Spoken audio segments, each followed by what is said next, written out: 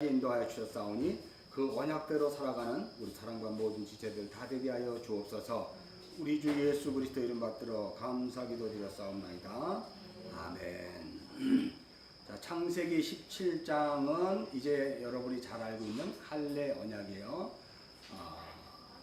하나님께서 우리가 여러분이 이제 성경을 계속 보면 창세기 1장서부터 11장까지는 원역사라 그러잖아요. 그래서 하나님의 작정과 섭리가 이 하나님의 계시된 그림으로 우리가 드러났고, 12장서부터는 창세기 1장서부터 11장까지의 그 내용을 이제 아브라함이라는 사람을 통해서 이제 시작하겠다는 거예요. 그런데 여러분 잘 생각해 보세요. 하나님이 사람을 창조 몇째 날에 창조하셨나? 너무나 잘 알잖아. 당연히 여섯째 날이에요. 여러분 그 여섯째 날에 하나님이 사람을 창조하실 때 여러분이 가장 관심 있게 봐야 될 성경 구절은 몇 절? 창세기 1장 27절 28절. 이 가장 중요한 내용이에요. 왜냐하면 이것이 계속해서 요한계시록 마지막까지 끌고 가기 때문에 그래요. 물론 베레시트라는 예수 그리스도 안에서 이제 하나님이 자기 백성을 만들겠다는 그 원대한 작정의 계획이 드러나긴 했지만, 그것을 구체적으로 이 섭리 가운데 드러내신 것은 여러분 창세기 1장으로 가봅시다. 그러니까 창세기 1장 1절에 베레시트라는 단어는 굉장히 중요한 단어인데, 그 베레시트에서 탕 튕겨져 나와 하나님이 첫째 날부터 일곱째 날에 창조를 하시는데, 그 창조의 가장 중요한 핵심은 어디 있냐면 여섯째 날 사람을 만드는 거예요, 여러분. 자, 사람을 만드는 그 여섯째 날에 가장 중요한 내용이 창조 여섯째 날 1장 26절 27절. 자, 우리 함께 읽겠습니다. 시작. 하나님이 이르시되 우리의 형상을 따라 우리의 모양대로 우리가 사람을 만들고 그들로 바다의 물고기와 하늘의 새와 가축과 온 땅과 땅에 기는 모든 것을 다스리게 하시자 하고, 하나님이 자기 형상과 하나님의 형상대로 사람을 창조하시되 남자와 여자를 창조하셨다 그래요. 여러분 여기에 중요한 것이 남자와 여자를 창조했다는 거예요. 그 남자와 여자는 하나님의 형상으로 창조하시고 하나님의 모양으로 창조한 거예요. 근데 여기에 남자와 여자를 창조하셨다는 것을 뭐라 그래요? 우리가 언어로 보니까 자칼 우네케바라 그러잖아요. 그죠? 씨 가진 남자로 오신 예수 그리스도로 말미암아 그 씨를 받은 그 몸된 성전된 예수가 그 교회를 낳는 이야기예요. 우리를 낳는 이야기예요. 그렇죠? 예수는 교회를 낳고 교회는 예수를 낳는 그 내용이 바로 하나님의 아들이에요. 그러니까 하나님의 아들은 누가 낳는 거예요? 예수가 낳는 거죠. 그죠? 그리고 거기서 낳은 아들들, 교회는 또 누구를 낳아요? 예수를 낳는 거예요.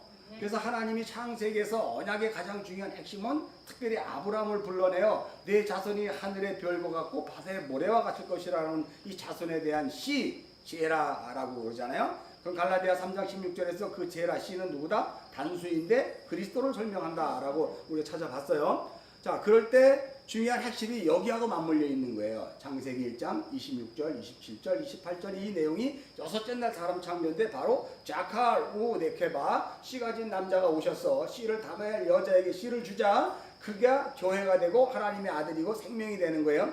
자, 이 그림이 전체적인 다 그림인데 2장에서는 어떻게 나오냐면 여러분이 21절 2장 원래 돕는 배필이 없으므로 하나님이 아담을 깊이 잠들었어요. 21절 여러분 눈에 보세요. 그리고 잠들매 그가 갈빗대 하나를 취하고 살로 오이를 채우고, 그리고 하나님이 아담에게 취하신 그 갈빗대로 뭘 만들어요? 여자를 만들었다며 생명을 받아야 할 이씨, 생명을 주는 이씨와 생명을 받아야 할 이씨야, 여자를 만들었다는 거예요. 이 여자가 바로 오늘 우리를 치면 교회고 여러분이에요. 여러분은 그 안에 누굴 담고 있어요? 생명인 씨 예수 그리스도를 담고 있는 자들이죠. 그리고 여러분들이 그 예수 그리스도를 잉태하여 이제 진리로 완성이 되면 다시 그 예수를 낳는 자가 되는 거예요.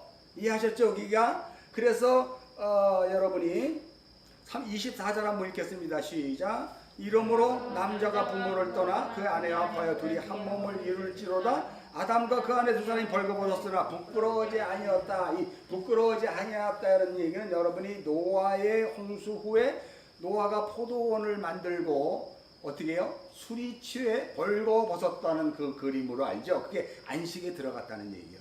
벌거벗었고 부끄러워하지 않은 것은 안식에 들어간 거예요. 완성의 자리로 들어간 거예요.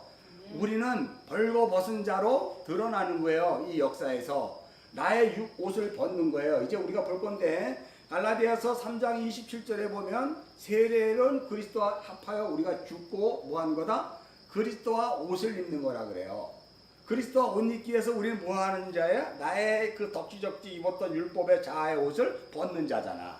그게 벗어야 드디어 그리스도의 신 세마포 옷을 입고 요한계시록에 가면 하늘에 신령한 백성 하나님의 어린 양의 신부가 되는 거예요. 우리가 이 그림이 이렇게까지 연결되는 걸 여러분 보세요. 그래서 계속해서 이렇게 쭉쭉쭉 큰 어떤 그림으로 계시되다가 드디어 노아를 통해서 이제 이야기를 하고 그 다음에 이제 점진적으로 많은 사람들이 드러나게 돼요. 창세기 물론 뭐 5장에 가면 그 아들들에 대한 족보가 나오고 창세기 10장 뭐 바벨탑 사건 11장에서부터 이제 10장서부터 많은 사람들이 나오다가 바벨탑 사건을 통해서 어떻게 하나님이 이들을 구원할 것인가 자기 말을 하는 자들에게 하나님의 말을 집어넣어 버려 저들이 언어를 혼잡됨으로 말미암아 어찌할꼬 내가 여태까지 내 힘대로 잘 살았는데 하나님이 나에게 말씀을 집어넣어 버리니까 내가 이제는 내 뜻대로 살 수가 없구나. 이게 바벨탑 사건이에요. 무슨 소리죠? 나는 율법적 자 변화되지 않는 나를 힘으로 살고 있는 나가 어느 날 생명의 말씀이 내 안으로 들어와요. 네? 나는 율법적 자의 속성을 가지고 있잖아. 근데 생명의 말씀이 이거란 말이에요. 이 하나님의 말씀. 이 말씀이 우리에게 들어올 때는 복음으로 들어오는 게 아니고 율법으로 들어오는 거예요. 다바르로 들어온단 말이에요. 이 다바르로 들어와서 우리 안에 딱 좌정을 하면 내 말을 하고 내 생각을 하고 내가 주장했던 나의 율법 체계가 그걸 이제 여러분이 이제 갈대아우로 세상에서 여러분을 애굽에다 담궜다 그래요.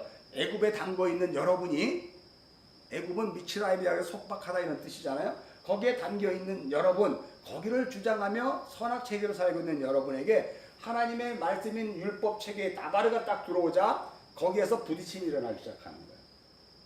거기에서 그렇게 부딪힘으로 말미암아 이제 그 말을 창세기 11장에서 바벨탑 사건이라 그래요. 하나님이 당신의 언어를 우리에게 집어넣어 버리는 거예요. 그러니까 그 언어가 들리는 자가 하나님의 백성이 되는 거지. 그 언어가 안 들리는 자는 자기 힘으로 사는 거예요. 굉장히 중요합니다, 여러분.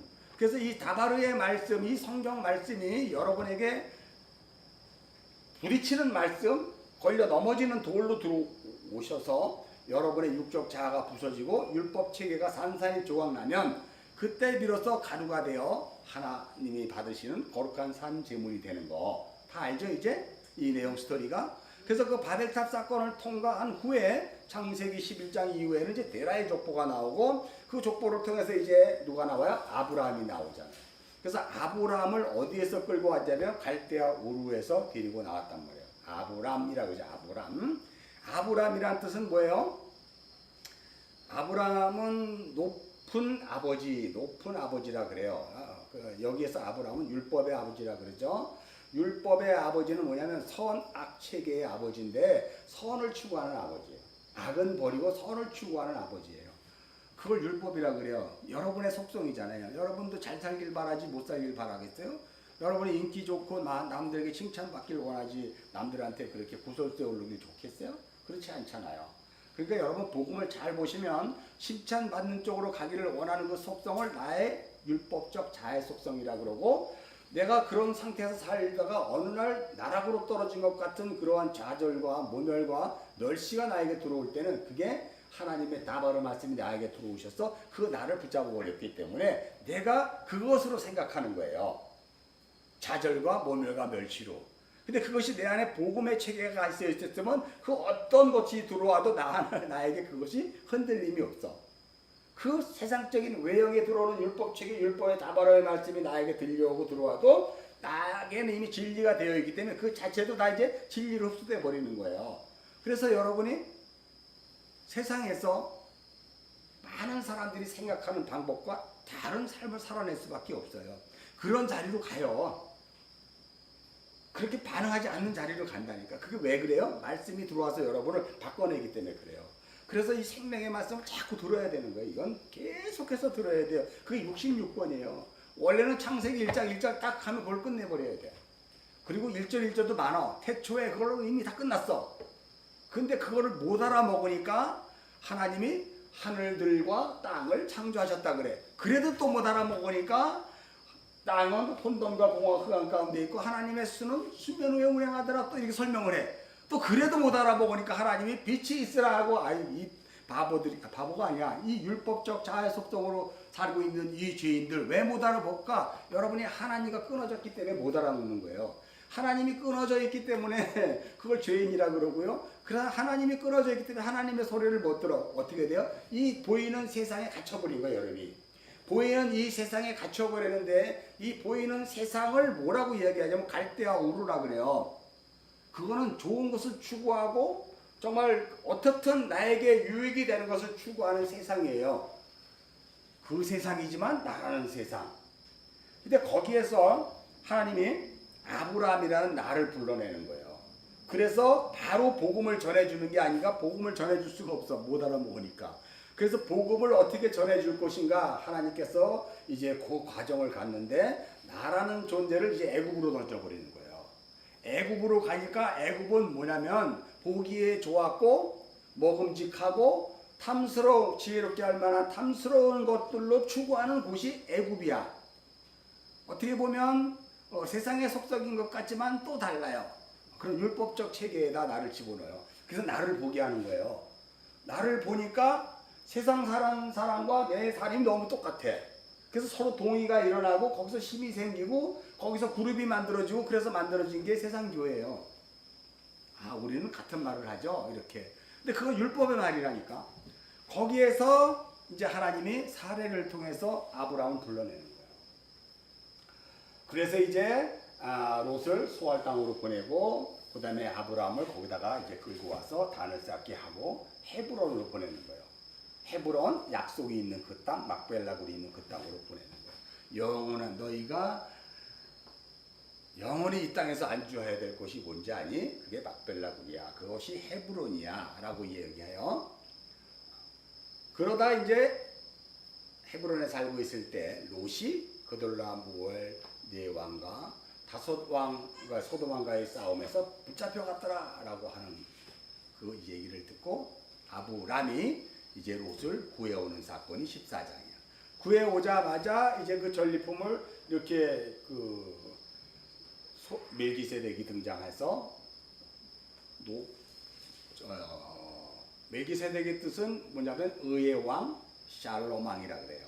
의의 왕 샬롬 왕에게 11조를 드리고 이제 창세기 15장으로 넘어 횃불 언약이 이제 드디어 가시적으로 드러나는 거예요. 자, 그래서 횃불 언약이 왜 드러났을까요? 15장에서 횃불 언약이 왜 주어지게 됐을까? 아브라함이 이런 질문을 했거든요. 하나님이 주시겠다고 하는 그 자손은 과연 어떤 자손입니까? 라고 질문을 해요. 그때 하나님께서 밖으로 아브라함을 끌고 나가 하늘의 별을 볼래? 그랬더니 저 별이 내 자손이에요? 이렇게 되는 거예요. 그럼 다시 그 별은 창세기 몇째 날에 나와? 넷째 날에 나오잖아. 창세기 넷째 날에 코카부라 그러죠. 근데 여기에 별은 코카빔이야. 복수야. 창세기 넷째 날에 그 별은 단수고. 그래서 그 별을 딱 보는 수가 그 별을 통해서 내 자손이 나오는 거를 깨달은 거야. 아브라함이. 그러자 갈라디아 3장 8절에는 그 내용을 아브라함에게 복음이 전해졌더니 라고 이야기해요. 그러더니 아브라함이 그것을 믿음에 하나님이 그를 의로 여기셨다 그래서 창세기 15장이 여기지는데 이제 어떤 이야기를 하냐면 여러분이 이제 이거 나중에 할 거지만 그 뒤로 쭉 넘어가면 그러면 그 하늘의 별이 어떻게 해서 내 자손이 되죠? 그럼 그 표적을 하나 보여주세요 라고 했더니 하나님께서 아브라함에게 뭐라 그래요? 3년 된 암소, 3년 된 암염소, 한점 된 소와 암염소와 그리고 또 뭘 가져와요? 순양인가? 뭐 하여간 그런 세 가지의 제물을 가져오라 그러고 그걸 가르라 그러잖아요. 그렇죠? 그러나 비둘기와 집비둘기와 산비둘기는 가르지 않았다. 그걸 통해서 이제 하나님이 아브라함에게 창세기 15장에 세 번의 계시가 주어지게 되고 그죠? 캄캄한 어둠이 임하더니 하나님이 그 계시를 알아먹는 자리로 계속 하나님이 이끌어 주시고 가르쳐 주시는 거예요. 그러자 마지막 계시에서는 그 쪼갠 고기 사이를 성령이 운행하는 거예요. 그죠? 그러니까 아브라함은 보고만 있는 거야. 요건 몇 자? 창세기 1장 2절의 그림이에요. 혼돈과 공허와 흑암 가운데에서 쪼개진 재물 사이에 성령이 운행하잖아요. 다시 말해서 흑암과 혼돈과 공허의 수면이 깊음에 있을 때 하나님의 신이 그 위를 운행하는 거예요. 그죠? 그런 것과 동일하게 이제 성령이 운행하게 돼요. 그렇게 아들이 나올 거야. 네 자손이 나올 거야. 이렇게 이야기해요. 자, 그럼 15장을 통해서 이제 그 다음에 16장이 연결되고 오늘 이제 17장으로 오는데 16장은 여러분이 잘 알다시피 이스마엘이잖아요. 그러니까 여러분 이스마엘은 뭐 어차피 버림받을 자식이고 이삭만 선택받을 자식이라 그러면 여러분은 여태까지 교회를 잘못 다닌 거예요. 여러분이 이스마엘이고 이스마엘이 이제 이삭으로 바뀌는 거잖아요. 그죠? 여러분이 율법적 자를 살아가는 그 이스마엘이 돼야 돼요. 반드시. 왜 그랬을까요? 하나님의 말씀이 다바르가 율법적 자로 살아가는 나에게 이제 계시로 알려지게 되면 이 말씀이 나에게 율법으로 부딪혀 내가 어떤 사람이 되면 이스마엘로 바뀌는 거예요. 전에는 내 생각, 내 말을 하던 자가 이제 비로소 하나님의 다바르이지만 그것이 무엇인지를 여러분이 자꾸 알려고 하고 그것으로 살려고 하고 그것이 깨달아지려고 하는 이스마엘로 사는 거예요. 그렇게 이스마엘로 살다가 여러분이 안에 있는 그 이스마엘이 쫓겨나는 거예요. 언제 쫓겨나? 여러분이 99세가 될 때 쫓겨나는 거예요. 99세가 될 때.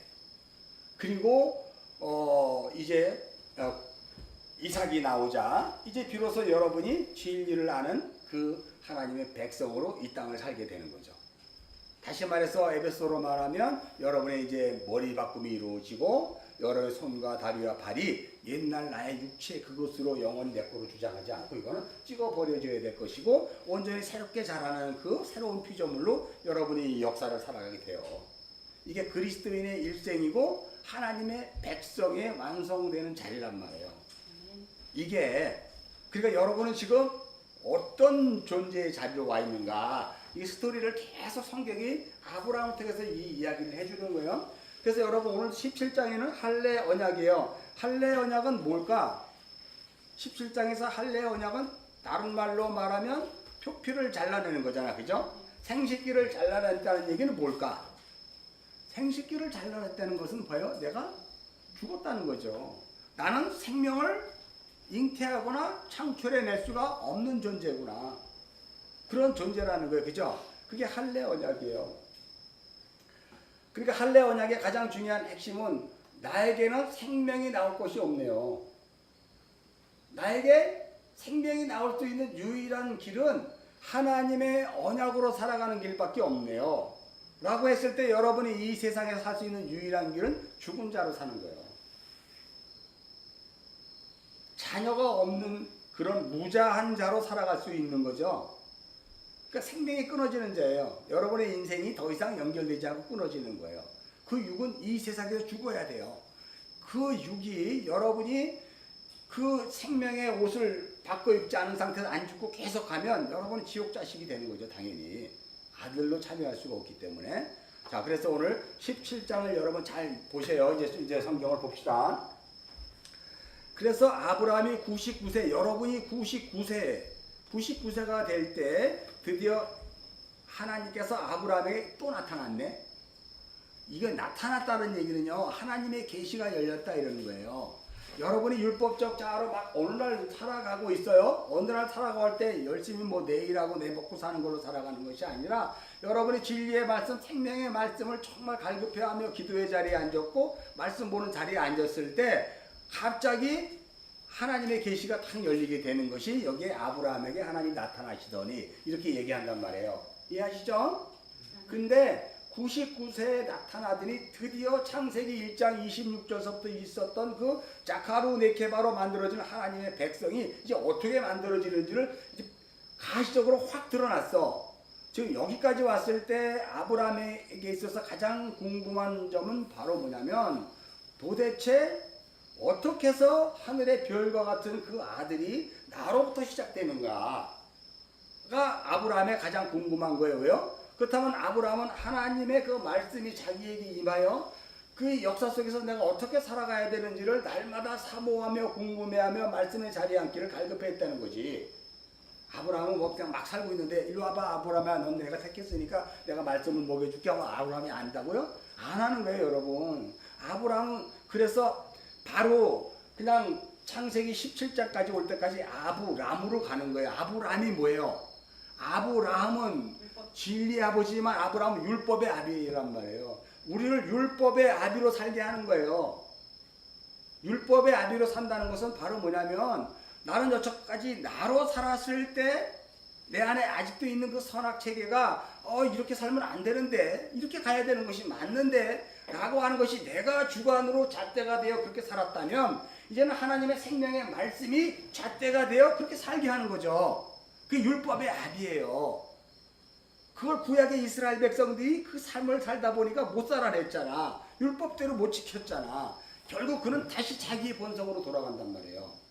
그런 것들이 큰 그림으로 이제 보여지는 거예요. 이제 여러분들이 이제 창세기 12장, 창세기 1장 26절 27절에 자카루네케바 여자인 남자를 만들자는 작은 씨 하나가 보여졌는데 이제 여기는 큰 민족 아브라함이라는 열국의 아버지가 나오고 이제 그 이스라엘 백성이 나오고 모세가 등장하고 또 왕권을 가진 다윗 왕이 등장하고 이러다가 또 폭삭망하고 그래서 예수가 오는 그런 걸로 여러분들이 성경에 계속 이렇게 확대 해석해 주는 거를 꼭 기억하셔야 돼요.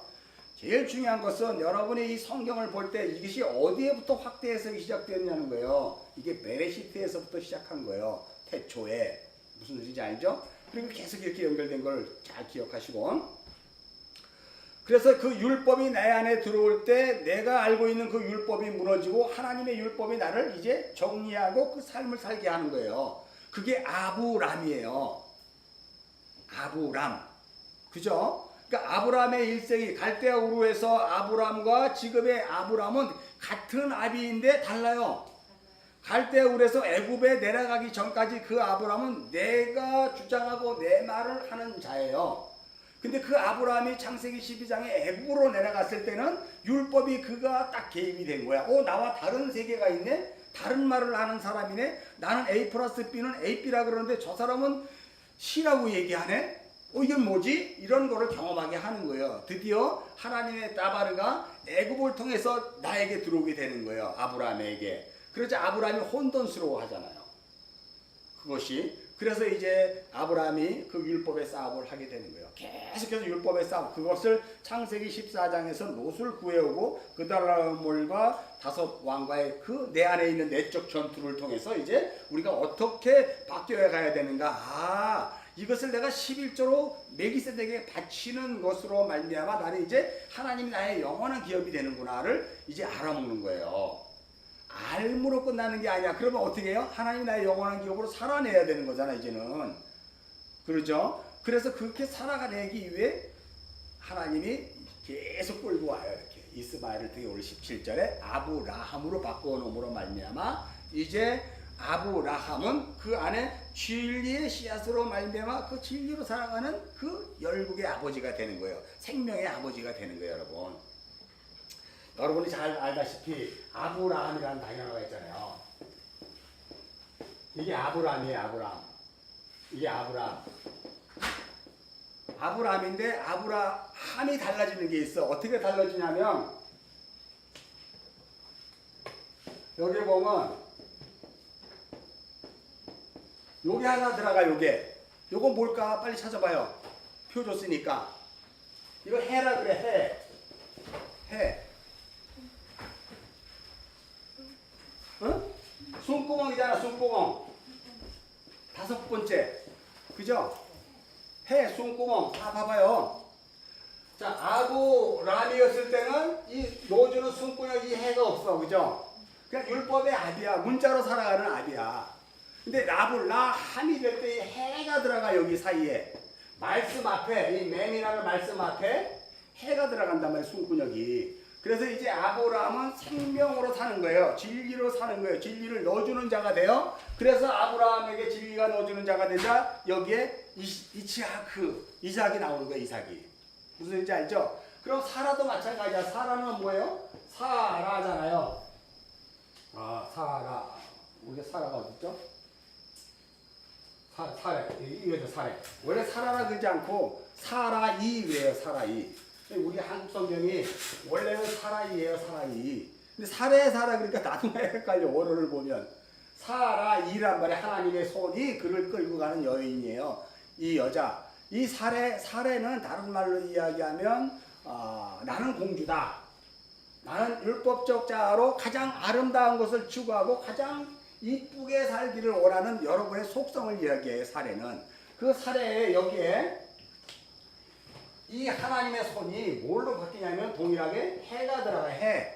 그래서 이게 사라가 되는 거예요. 사라가. 무슨 소리인지 알죠? 사라는 동일하게 뭐예요? 이제 비로소 사라 역시 생명이 들어감으로 생명을 낳는 그 어미가 된 거지. 동일하게 해가 들어갔단 말이에요. 이렇게 해. 무슨 소리인지 알죠? 그래서 이름이 이렇게 바뀌어질 때 그 이름의 뜻은 비로소 이제 아브라함과 사라가 전에는 이스마엘 율법의 자녀를 낳는데 이제는 누구를 낳게 됐어요? 당연히 생명을 낳게 되는 진리의 아버지, 진리의 어머니로 바뀌는구나. 그러니까 19절에 나오는 거예요. 이 18절, 이 17장에. 이 17장에서 그것을 할례를 명하며 할례 언약을 주시면서 첫 번째 하나님이 첫 번째 이름을 바꿔줘. 이름을 바꿔준단 말이에요. 그리고 두 번째는 너에게서 뭐가 나온다? 왕이 나오고 열국이 나오고 왕이 나온다 그래요. 여기 6절 한번 읽어요. 창세기 17장 6절 읽겠습니다. 시작. 내가 너로 심히 번성하게 하리니 내가 너로 민족들이 나게 하며 왕들이 내게. 이거는 여러분 6절은 지금 창세기 몇째 날이야? 창세기 몇째 날이야? 여러분 창세기 봐봐. 다시 1장으로 가요. 자, 우리가 이제 보면 심히 번성하고 뭐 생육하고 다스리고 라고 이야기하는 단어가 다섯째 날서부터 시작이 되죠. 그런데 더 땅에 충만하고 번성하는 몇째 날이야? 여섯째 날이잖아. 28절. 그죠? 28절이잖아요. 근데 이거를 한마디로 뭐라고 얘기해? 다시 창세기 1장 28절이에요. 이게 창세기 17장 6절에 이거를 한마디로 뭐라고 얘기하면 왕이라고 얘기한다니까.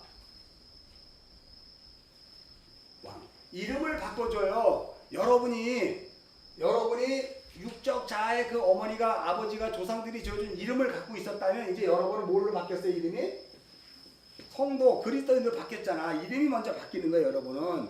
두 번째, 여러분은 어떻게 존재적 신분적 가치가 바뀌냐면 율법의 왕이 아니라 이제 비로소 진리를 알아먹는 그 왕이 되는 거예요. 그래서 베드로후서 2장 9절에 뭐라 그래요? 너희는 왕같은 제사장이라 그러잖아. 근데 왕같은 제사장인데 어떻게 해서 너희를 불러냈다고? 너희가 전에는 어둠이더니 너희가 흑암 가운데 있었잖니. 그것은 바로 뭐냐면 내가 흑암인 줄 아는 자가 왕으로 나오는 거예요. 확실히 아세요? 복음의 내용을 너희가 전에 어둠이더니 이제는 뭐 빛과 이렇게 얘기하면 나는 이제 빛이 되었구나를 보면 안 되고 나라는 상태가 어디에서 출발했냐를 알아야 돼. 요거 2장 베드로후서 2장으로 가서 우리 설명 한번 해봅시다. 복음을 여러분이 다 깨달아 알아먹으면 이거 안 봐도 되는데 이제 저랑 같이 얘기하면서 성경을 확실하게 여러분이 이제 아셔야 돼요. 자, 문자적으로 얘기해서 여러분이 동의가 일어나면 그건 나바르예요. 여전히 여러분이 나바르기 때문에 율법이기 때문에 하나님 율법으로 나에게 들어오셔서 부딪히게 주는 거예요. 근데 여러분이 이제 복음을 아는 자, 진리가 아는 자라면 이 말씀이 나에게 진리로 들어오게 되는 거예요. 문자인데 무슨 소리인지 알죠? 자, 우리가 이 9절 한번 읽겠습니다. 시작. 그러나 너희는 택하신 족속이요 왕같은 제사장들이요 거룩한 나여 그의 소유된 백성이니 이는 너희를 어두운 데에 불러내어 그의 빛 가운데 들어가시 한 아름다운 덕을 선포하게 하시며. 그러면 여러분 이걸 뒤집어서 한번 읽어볼까요? 너희가 전에는 하나님께 버림받은 자고 하나님이 전혀 택하지 않은 족속이었잖아. 그리고 너는 스스로 네가 왕 삼았던 존재였잖아. 그리고 너는 스스로 네가 왕으로서의 그 제사장의 역할로 너만을 위한 제사장으로 살아가려고 그랬잖아. 그 이기적, 육적 자아, 그 욕심, 자기의 자존심, 자존감으로 살려고 했잖아. 그걸 왕같은 제사장이라 그래요. 세상에는 왕이 하나밖에 없어. 근데 그리스도인들에게 다 왕이야. 이해하셨죠? 전에 내가 왕이 돼야 돼. 그래서 내가 막 뭐라고 하면 누가 옆에서 뭐라 그러면 이게 어디서 나한테 그러고 있어. 날 무시하나 이렇게 하잖아. 무시한 게 아닌데 사실은 이제 다 왕으로 봐야 되는 거예요, 여러분.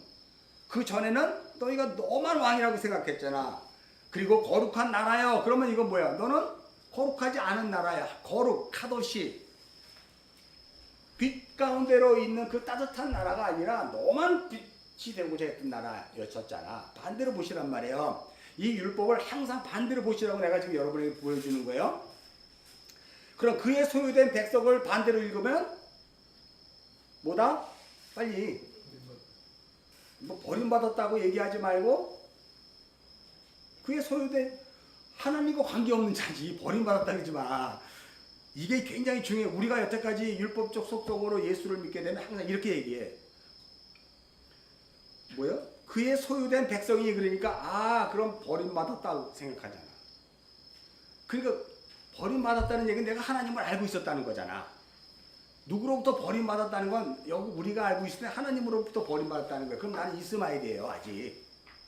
그러니까 이걸 성경을 봤을 때 그의 소유된 백성이라고 했을 때 나는 하나님께 버림받은 게 아니라 하나님과 관계없는 내 스스로 내가 왕이고 내 왕국을 꾸며 살아가는 그자였구나 로 보셔야 돼요. 그죠? 그 다음에 거기에서 내가 이제 그렇게 왕으로 했는데 그 싸움에서 져서 결국은 내가 이제 봉신 왕이 되어 그 신에게 내가 제물을 바치고 그 신이 하라는 대로 내가 하는 그런 존재가 되었구나 했을 때 버림받았다는 율법의 왕이 되는 거죠. 내가 그 단계가 다 있는 거예요. 이해하셨죠? 진짜 아멘이죠? 자, 그러면 너희를 어두운 데에 불러내었다. 그 반대로 한번 여러분이 얘기해봐요. 그러면 전에는 너희가 어두운 데로 불러냈다잖아. 어두운 데에서 불러냈다 그러잖아. 그럼 뭘까? 이 어둠은? 여러분이 한번 생각해 보라니까. 그러면 어두운 데서 불러내었다는 것은 전에는 내가 그러면 어둠보다 더 내려가는 데가 있을까? 내가 빛은 아니었잖아. 반대로 생각하면. 어두운 데서 불러내어 그의 기이한 빛으로 들어가게 했대요. 그러니까 어둠이라는 것은 여러분 이 세상에 존재하지 않는 자예요. 여러분이. 이 세상에 존재하지 않는 거를 어둠이라 그래요. 근데 빛이 비추자 크게 존재하는 게 드러난 거잖아. 근데 여러분은 어둠이 있으면서 이 세상에서 자기 이름을 내고 대통령이 되고자 애를 쓰는 사람들이잖아. 그럴 때 빛이 비춰지기 때문에 그것을 드러나게 되는 거죠. 빛이 전혀 없을 때는 어둠조차도 모른다니까. 이해해요? 이 복음이. 그래서 여러분이 어두운 데서 불러낼 때는 여러분이 이 세상에 존재하지 않는 자예요. 어둠 말고 흑암은 더 센가 해서 흑암으로 이렇게 보지도 말고 완전히 없었던 자인데 빛이 비추자 여러분이 있는 자로 지금 드러났잖아. 이렇게 이런 모양을 하고 그리고 여러분이 열심히 여태까지 살아온 그 전리품들을 갖고 지금 나는 선생님, 나는 박사님, 우리 최 교수는 교수님, 또 우리 진주자매는 공무원 뭐 이런 식으로 나는 열방대 간사 뭐 이런 식으로 지금 있잖아요. 근데 그 빛을 걷어가버리면 여러분 뭐가 된다고? 그것조차도 없는 존재가 된다니까요. 그러니까 그것은 여러분에게 가장 중요한 여러분의 타이틀이에요? 아니면 의미가 없는 거예요? 의미 없는 거잖아. 그 의미 없는 세상이 육적 자아의 세상이에요. 우리는 지금 이 보이는 세상을 살고 있지만 보이지 않는 그 세상을 사는 자라니까. 그래서 두 세상을 지금 겸하여 사는데 여러분이 어디에 치중하면서 그것을 목적으로 하고 살아요? 보이는 것에. 그러면 여러분은 어둠이에요. 빛이 비출 때만 여러분이 이제 나는 이렇구나를 깨닫고 그렇지 않을 때는 아예 없는 자야. 근데 있는 자처럼 살려고 하잖아. 그러니까 여러분에게 힘든 거예요. 고난이 있는 거예요. 복음이 이렇게 시작된다는 걸 잘 기억하세요. 그에 비한 빛에 들어가게 하신 이의 아름다운 덕이네. 아름다운 빛에 들어가게 하신 이가 있네. 그죠? 우리를 빛에 들어가게 하신 이가 우리가 알다시피 예수 그리스도잖아. 그죠? 그 빛으로 오신 예수 그리스도, 참빛 대신 예수 그리스도 아니면 우리가 어떻게 그 빛으로 드러나게 됐어요? 어둠이 어떻게 물러가고 우리가 내가 어떤 존재인지 알게 되는 거예요. 참빛이 비춰지면 여러분은 이제 여러분이라는 그 육적 자아의 나라는 것에서 이제 해체가 되고 하나님이 지음받은 하나님의 보시기에 좋았더라 기뻐하시는 나로 지금 여러분이 자꾸 어떻게 돼요? 만들어져 가는 거잖아. 그걸 하나님 바라, 아사, 야차를 했을 때 아사라는 단어를 사용해요. 똑같이 창조인데 아사예요. 그리고 아사된 여러분의 피조물이 그것을 뭘 만들어낼 때는 야차로 이렇게 이야기하는 거예요. 하나님의 대리자로서 청지기로서 뭘 잘 수행할 때는 야차르. 이해하시죠? 바라, 아사, 야차르 똑같은 창조 단어예요. 하나님 태초에 천지를 창조하셨다 할 때 이 창조는 바라란 말이에요. 네? 여러분이 이제 아사가 된 거예요. 자, 이걸 여러분이 이제 보면 뭐 10절은 뭐 너무 쉽잖아. 전에는 백성이 아니더니 이제는 하나님의 백성이고 전에 국률을 얻지 못한 지에 국률을 얻은 자다. 뭐 이미 설명을 해주고 있으니까. 여러분 국률이라는 것은 뭐냐면요, 엄밀히 의기하면 여러분이 하나님의 자궁 안에서 지음받아 이 세상에 나온 자가 국률이에요. 어미가 자기 새끼를 끔찍히 알잖아요. 자기 목숨처럼 아끼잖아요. 그걸 국률이라 그래요. 내 자궁에서 나왔기 때문에. 그걸 긍휼함을 받았다는 거예요. 하나님의 긍휼함. 왜? 여러분이 하나님이 자궁에서 나왔으니까. 그죠? 그 긍휼이라는 단어를 원래 은밀히 그렇게 얘기해요. 네? 자, 넘어갑시다. 창세기 17장으로. 원래 하지 않으려고 했던 것이 이렇게 또 길어져요, 항상. 여러분이 이제 복음과 율법을 알아야 돼. 그렇다면 제가 여태까지 지금 왜 이렇게 떠들었던 가장 중요한 핵심이 뭘까요? 율법, 복음, 진리, 비진리 이렇게 얘기했을 때 율법 자체도 내가 왕이 되어 내 나라에서 살아가고 있는 그 내가 법이 되는 율법이 있고 이 다 바로 하나님의 율법이 있다니까. 그게 내 안에 들어오는 거예요.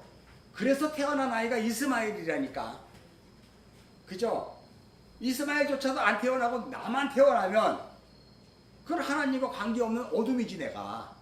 그잖아요. 이스마엘이라는 하나님의 율법이 내 안에 들어오자 내가 비로소 내 안에 부딪힘이 있고 싸움이 일어나는 거예요. 아, 이걸로 살면 안 되는 건데 얘는 자꾸 나를 이렇게 가자고 자꾸 얘기하고 부딪히고 싸우는 갈등, 여러분 안에 로마서 7장에 있는 그 갈등이 계속해서 일어나게 되고 그러므로 말미암아 이제 그 언약이 여러분을 그렇게 계속해서 이끌고 가요.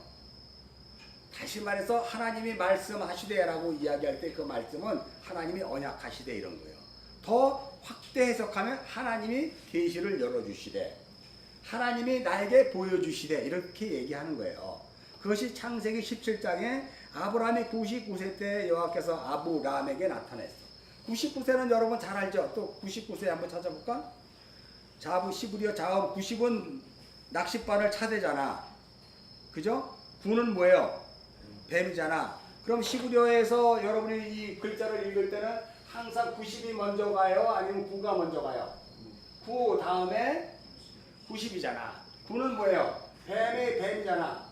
이걸 지혜라고 그래요. 지혜. 90은 뭐야 거기에? 차대 낚싯바늘이잖아. 낚싯바늘. 그죠? 그러니까 뱀의 지혜가요 여러분 뭘까? 여태까지 얘기한 나는 나의 율법으로 살아가는데 하나님의 생명의 말씀이 다바로 나에게 들어오는 거예요. 이거 뱀이라고 그래. 뱀. 이해하셨어요? 이게 어디서 나왔어? 창세기 3장 1절에 뱀은 아주 강교하더라. 그러고 했을 때 그 뱀은 나에게 다바로 하나님의 율법으로 나에게 들어와서 그걸 깨닫게 하는 거예요. 그래서 율법과 나이가 부딪히니까 보암직도 하고 이렇게 하는 거로 내가 이제 알게 되는 거지. 그게 하나님의 지혜예요. 이해하시죠? 그래서 99세라는 것은 아브라함이 그 율법의 지혜에 의해서 드디어 낚싯바늘을 물게 되죠. 그죠? 낚싯바늘을 묶으면 이제 닭이 걸렸으니까 어떻게 낚여 올라갈 거 아니야. 그러면 드디어 사람이 되는 거예요. 사람. 생명을 가진 사람 아브라함이 되는 거예요. 이해하십니까? 잠깐만 이걸 우리 한번 보고 갑시다. 누가복음 5장으로 한번 가봅시다. 누가복음 5장. 오늘도 조금 길어질 것 같은 예감이 드는데 이 성령께서 계속해서 막 생각하지 않은 걸 자꾸 주시네. 누가복음 5장 가봅시다. 5장에 보면 1절 읽겠습니다. 시작. 우리가 몰려와 하나님의 말씀을 드릴 때 예수는 게네사렛 호수에 서서. 지난 시간에 제가 성경을 볼 때 첫 절이 제일 중요하다 그랬어요. 여러분 첫 절 딱 읽으니까 무슨 단어가 나와요? 무리가 나오잖아. 무리. 무슨 소리인지 알죠? 이 오클로스라는 단어 무리는 율법적 자기의 주체로 살아가는 자예요. 나로 살아가는 자예요. 무리는 목자 없는 양같이 유린당하는 자들이에요. 이 무리는 곧 누구를 만나야 될 자야? 생명 되시는 예수를 만나는 자예요. 그래서 무리 이렇게 나와요. 다른 단어에 보면 바리새인들은 뭐 사두개인은 이렇게 나오잖아. 여기는 무리라 그랬단 말이에요. 그래서 성경이 어떻게 시작을 하는지 뭘 얘기하려고 그러는지 여러분들이 아셔야 된다니까. 진짜 알죠? 봤으면 아는 건데 지난주 설교 봤어요? 안 봤어? 안 봤으면 모르는 거야 이것도. 자 그러면 무리가 몰려왔는데 뭐 한다고? 그 무리들은 뭐 하려고 온 자들이야? 그러네. 하나님의 말씀을 들은 자네. 그러면 이 무리들에게 하나님의 말씀은 다바르로 들어가는 거잖아. 복음으로 들어가는 게 아니고 다바르로 들어가면 이 무리 안에서 분리가 일어나. 그죠? 생명으로 가는 자가 있고 아직도 그냥 묻혀있는 자가 있어. 깨달음이 없는 자가 있어. 그게 드러난단 말이에요. 그걸 여러분이 이 뇌를 사방으로 잘 보시란 말이에요. 그리고 여기다 담았다가 여기 보고 이렇게 끌어서 사용하세요. 그런데 더 중요한 것은 들을 때 예수는 어디에 있다고? 게네사렛 호숫가에 있대. 그러면 여러분 잘 들으셔야 돼요. 여기에 예수 그리스도는 게네사렛 호숫가에 쓴 게 아니라 누가 서 있어? 예수는 뭐예요? 십자가에 죽임당할 어린 양으로 오신 분이에요. 그죠? 나를 죽이러 오신 분이에요. 십자가에서 죽음으로 말미암아 나를 죽이러 오신 분이라니까. 나에게 생명의 말씀이 뭔지 깨닫게 하기 위해서 그 스스로 나에게 맞아 죽는 거예요. 내 죄에 맞아 죽는 거예요. 그 예수가 지금 어디에 섰냔 말이에요. 게네사렛 호숫가에 서 있는 거예요. 게네사렛은 여러분들이 한번 찾아보세요. 갈릴리라기도 하고 게네사렛이라 그러고 또 뭐지? 또 디베리아 바닷가라고도 하고 여러 이유 강 내용이 다 달라요. 그래서 게네사렛이라 그래. 여기는 겟네렛 이런 뜻도 해요. 건너가는 강이에요. 건너가는 강. 말씀에 의지하여 건너가는 강이란 말이에요. 겟네렛, 게네사렛. 겟네렛은 히브리어고 헬라어는 게네사렛이에요. 아시죠? 2절 읽겠습니다. 시작. 호숫가에. 자, 이것을 그림으로 보면 여러분이 육의 눈으로 보면 당연히 이제 시마이네. 시마이잖아. 그죠? 고기 다 잡았네 뭐. 그물 씻는 거 아니에요? 여러분이 육의 눈으로 볼 때 이 배는 지금 율법의 배야. 그죠? 근데 3절 읽겠습니다. 시작. 예수께서 한 배에 오르시니 그 배는 시몬의 배라. 육지에서 조금 떼기를 쳐놓고 앉으사 배에서 무리를. 그러니까 또 한 배가 있는데, 그러니까 두 배가 있다 그랬죠. 2절에 두 배가 있는데 한 배는 어부들이 배에서 나와 그물을 씻는 배고, 똑같은 배인데 한 배만이 유달리 예수가 올라갔네 거기에. 그리고 예수가 뭐예요? 육지에서 뛰라 그러잖아. 이제 분리가 일어나는 거예요. 그 땅에서 분리가 일어나는 거예요. 그래서 거기서 뭘 한다고 가르쳐 주잖아. 그죠? 예수는 율법의 말씀을 넣어주는 사람이에요. 그리스도는 진리가 되어 우리를 부활 8일 만에 완성된 새 사람으로 만드는 존재고, 여기에서 보면 성경 구절로 보면, 그죠? 아멘을 뭐하네. 예수와 그리스도도 여러분이 반드시 구별을 할 수 있어야 돼요. 십자가를 지시는 분 예수, 십자가에서 부활하신 분 예수인데 그분은 그리스도. 여기 배도 두 척이 다 그런 의미란 말이에요. 자, 4절 읽겠습니다. 시작. 말씀을 마치고 시몬에게 이르되 깊은 데로 가서 그물을 내려 고기를 잡으라. 여기 보면 말씀이라는 게 랄레오라는 단어를 사용하는데, 이건 가르쳐주는, 하나님께서 가르쳐주려고 자꾸 설명하는 거야. 말씀에는 뭐 다바르도 있고 아마르도 있는데, 그 다바르를 여러분에게, 무리들에게 설명하기 위해서 나처럼 지금 막 가르쳐주잖아. 읽을 때 랄레오 이렇게 이야기해요. 그리고 그것을 예를 들어서 뭐 하나님의 소리로 딱 줬을 때 콜 이렇게 이야기해요. 그거를. 근데 여기엔 랄레오라는 단어를 사용해서 자꾸 가르쳐주는 거예요. 근데 여기에 등장한 사람이 누구냐면 시몬이야. 시몬. 그죠? 시몬에게 이르되 어디로 가라 그랬어? 깊은 데로 가라는 거예요. 뭘 던지라고? 그물을 던지라는 거예요. 그리고 뭘 잡으라고? 고기를 잡아. 이게 지금 여기 99세 내가 지금 설명한 거예요. 99세. 여러분 아셨죠? 자, 그러면 먼저 우리 5절 한번 읽겠습니다. 시작. 시몬이 대답하여 이르되 선생님, 우리들이 밤새도록 수고하실 때 잡은 것은 없지만. 그러면 여러분 그물은 여기서 뭘로 등장하는 거예요? 읽었잖아 지금. 말씀. 그렇지. 아니 제발 좀 아세요. 이 복음을 아셔야 돼. 성경을 읽는 법을 지금 내가 자꾸 가르쳐 주는 거예요. 자, 그러니까 깊은데 그물 고기 3개가 나왔는데 이걸 성경이 좀 설명해 주고 있다니까. 왜냐면 예수는 가르쳐 주시는 분이니까. 그런데 뭐라고 얘기하냐면 시몬을 통해서 그 그물이 뭔지를 이야기하는 거예요. 그물이 뭐다? 말씀이에요. 말씀의 그물을 내리는 거예요 지금. 그런데 말씀의 그물을 어디에다 내려? 깊은 데다 내리잖아. 자, 봐봐요. 나는 나로 살아. 난 율법적인 자아로 살아가고 있어. 우리가 이렇게 얘기하자. 속사람과 겉사람. 표면적인 것과 이면적인 것. 이렇게 얘기하잖아. 그럼 여기 깊은 데는 뭘까? 이면적인 그렇지. 이면적이면 속사람이잖아. 그러니까 그 말씀을 어디에 던져? 마음속 깊은 데다 던지는 거야. 그 이면, 그 속사람, 나 안에 있는 속사람으로 던지는 거예요. 여러분이 이 들을 끼는 속사람으로 전달되어지는 거예요. 그래서 산상수훈에 보면 너희는 살인하지 말라 하였으나, 너희는 가늠하지 말라 하였으나, 너희는 그냥 여자는 보도 벌써 마음에 이미 가늠했다 이런 거잖아요. 듣고 일로 들어가는 거예요. 속사람으로 들어가는 거예요. 뭐가? 하나님의 나바르인 말씀, 생명의 말씀이 율법으로 내 안에 들어온단 말이에요. 이게. 그것을 깊은 데로 던지라 그러는 거예요. 하나님의 말씀이 지금 어디로 들어가고 있어?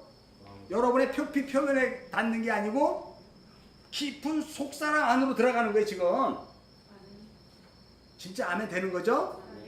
이것들을 여러분들이 너무 성경을 하나도 이해를 못하기 때문에 답답해 하지만 이제 설명을 들으셔야 돼요. 그럼 말씀을 깊은 데로 던지면 어떻게 돼요? 예수님은 고기를 잡으라 그러잖아. 그러니까 여기는 그물을 깊은 데로 던졌지만 여기는 낚싯바늘을 깊은 데로 던진 거잖아. 그리고 거기에 누가 물려 나와요? 아브라함이 물려 나오는 거예요. 여러분이 속사람이 물려 나오는 거예요. 이해하죠? 네. 자, 6절 한번 읽겠습니다. 근데 시작. 아니 고기 잡은 것이 심이 많아 그물이. 잘 보세요. 그럼 여러분 이걸 해석을 한번 해봐. 고기를 잡았잖아. 그죠? 고기는 이거 정말 그 생명되는 그 고기들, 사람들, 그 아들들을 잡았잖아. 그런데 너무나 많아가지고 지금 뭐가 찢어져? 그러니까 여기서 얘기하면 말씀이 찢어졌네. 그러면 뭐가 될까 이건? 그러니까 이걸 뭘 설명하냐면 하나님이 우리 안에 들어오시면요 그 말씀이 나를 찢어버리는 거예요. 그것을 그 말씀이 찢어졌다 그래. 그래서 예수가 십자가에서 다 이뤘다 하자 그 말씀 자체가 휘장이 찢어져 버리는 거예요. 그래서 그것을 진리로 알아먹는 한편 강도는 하나님과 함께 낙원에 가고 그 한편 강도는 그냥 그 땅에 머무르는 거예요. 그렇게 구분이 일어난단 말이에요. 무슨지 알죠? 자, 그랬더니 7절 읽겠습니다. 시작. 이에 다른 데에 있는 동물들에게 손짓하여 도와달라 하니 그들이 와서 2배를 채우면 잠겨버린 거야. 어디에 잠겼어 지금? 그러니까 배가 어디에 잠겼어? 바다에 잠겼잖아. 건너가는 바다에 잠겨버렸잖아. 에? 이걸 세례라 그래요. 물에 잠긴 걸 세례라 그래. 이걸 노아의 홍수의 방주 안에 있는 거예요. 이들이 방주 배 안에 있는 그들이 물속에 잠겨지는 거예요. 근데 그들이 살아있네. 배가 배 안에 들어있으니까. 요나의 뱃속 동일한 거예요. 성경의 나레이션을 보면 그걸 딱 보더니 시몬 베드로가 8절에 뭐라고 얘기해? 시작. 시몬 베드로가 이르고 예수의 물가로 그러니까 바로 그것을 이제 그 말씀이 부딪힘이 시몬 안에서 일어나자 그 시몬의 그 속사람이 드러나 그가 누구인지 깨달은 거야. 아, 나는 지금 누구다? 죄인이다. 아, 나는 죄인이었구나. 나는 하나님이 없으면 진짜 쓰레기네. 나는 여태까지 껍데기로 살았던 자네. 내 안에 이 속사람이 있는지도 몰랐네. 생명의 말씀인지도 모르고 살았네 여태까지. 난 진짜 쓰레기네. 나는 진짜 배설물이네. 나는 진짜 죄인 중에 괴수네. 라고 알아먹는 거예요, 이게. 이해하시죠? 여기를 요한복음 마지막, 사복음서의 마지막이 이렇게 설명해요. 21장, 요한복음 21장.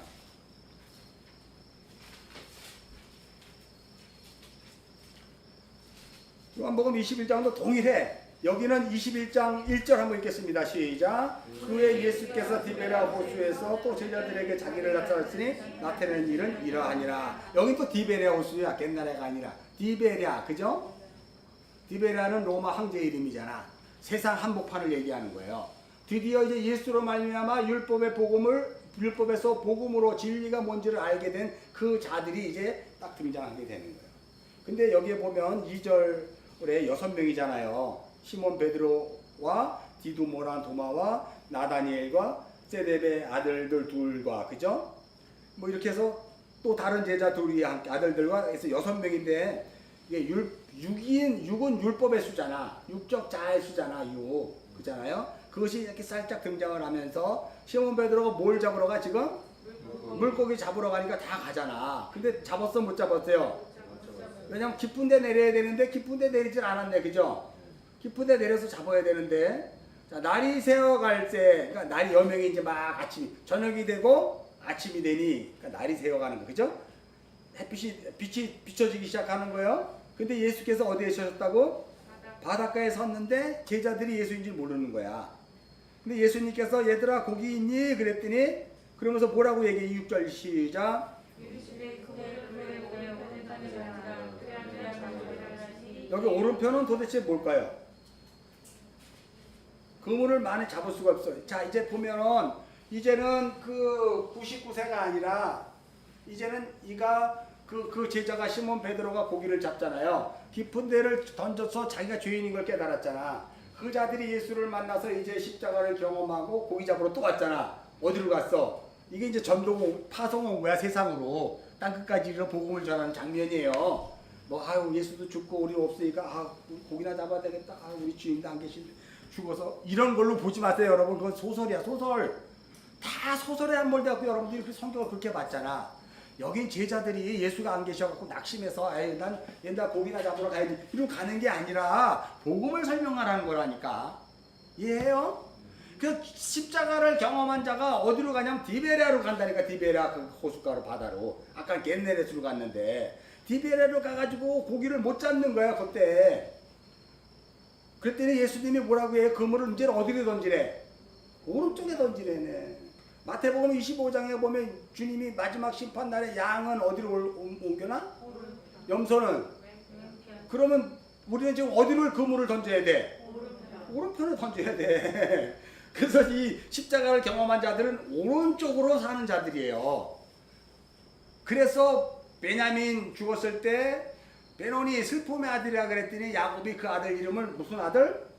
오른손의 아들로 바꿨잖아. 이해해요?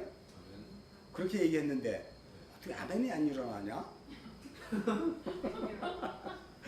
이렇게 떠들어도 뭐 내 훈련까지 외치면 다 알겠지 뭐 이제 할 수 없이 오른편에 던지는 거예요. 여러분은 오른편의 아들들이에요. 여러분 오른편에 그물을 던지고 오른편으로 사는 거예요. 거기에만 하나님의 의가 있기 때문에 그래요.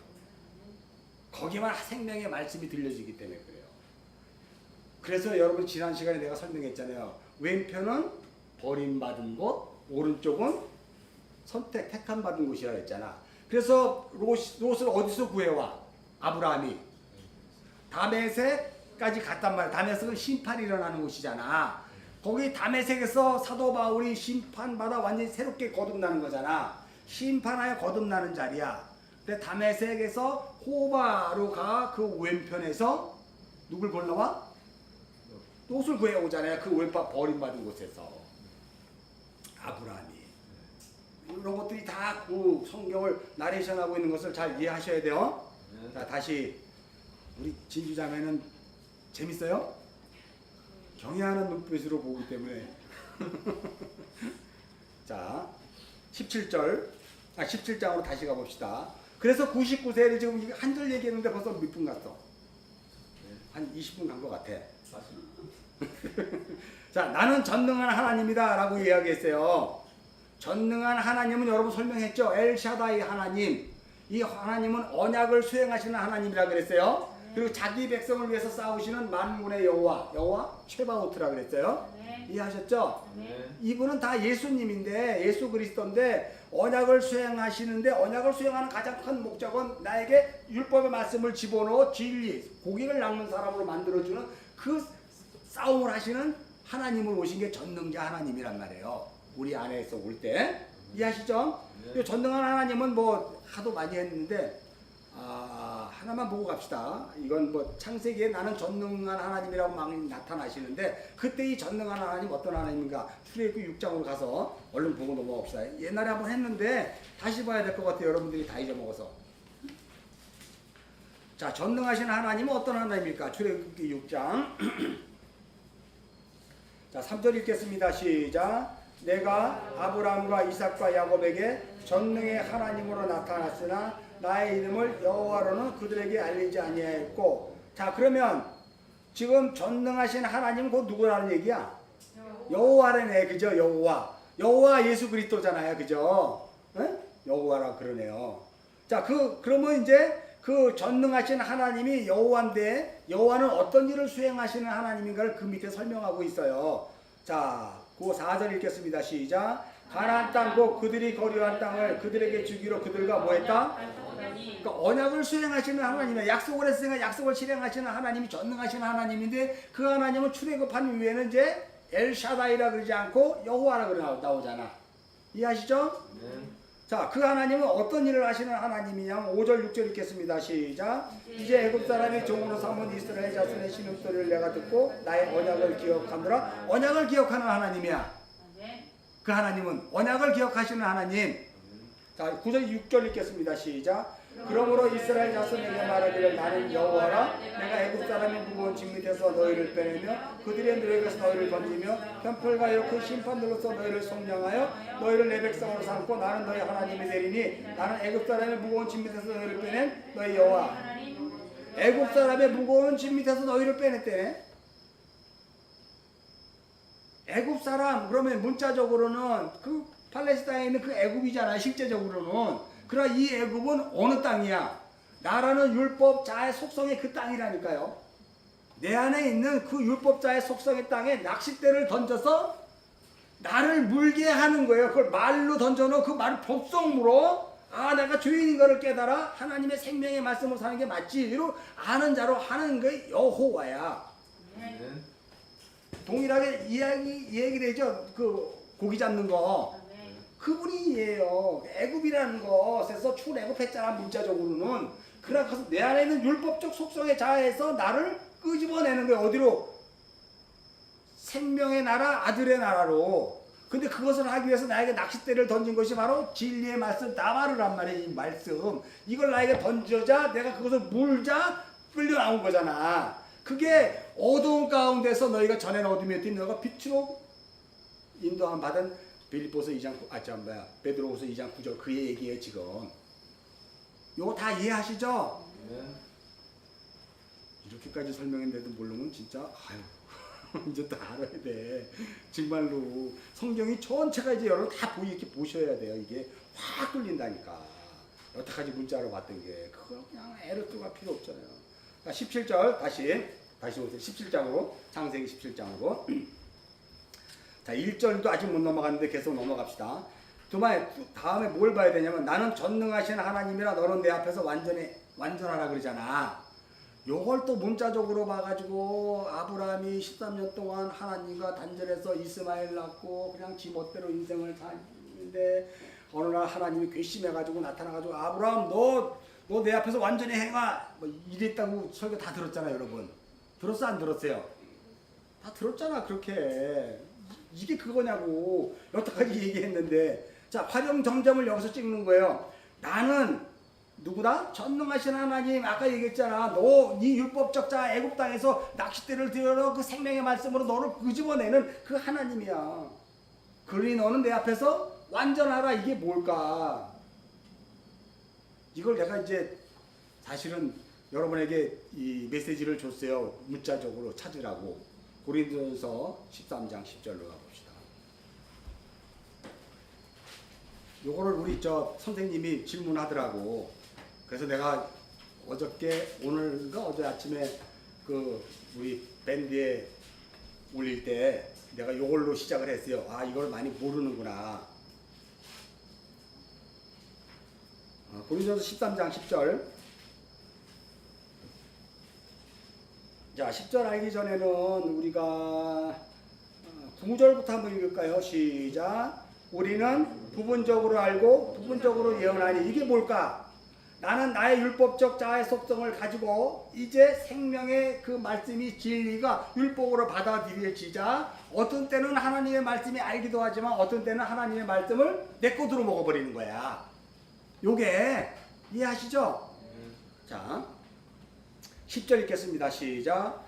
온전한 것이 올 때는 부분적으로 하던 것이, 온전한 것이 여러분에게 온다는 건 뭐예요? 이제 그 율법이 여러분이 낚싯바늘에 코가 걸려 이제 생명의 진리의 말씀으로 살아가는 자가 될 때는, 그러니까 하나님이 어떤 말을 던졌을 때 이것을 아 하고 아마르로 알고 레마로 아는 자가 될 때는 그 비진리적인 그 율법적인 속성이 이제는 여러분에게 뭐해진다? 헤어지는 거, 없어지는 거예요. 응? 없어지는 거예요. 자, 11절 시작. 내가 어렸을 때는 말하는 것이 어린아이와 같고 깨닫는 것이 어린아이 같고 생각하는 것이, 근데 이제 장성한 사람이 되었잖아. 그러니까 뭐다? 시작. 자, 12절. 우리가 지금은 거울로 보는 것 같이 심리하나 그때는 얼굴과 얼굴을 대하여 볼 것이요 지금 내가 부분적으로 아나 그때는 주께서 나를 아신 것 같이 요 온전히 알리라. 요게 바로 너는 내 앞에서 온전하라 이런 뜻이야.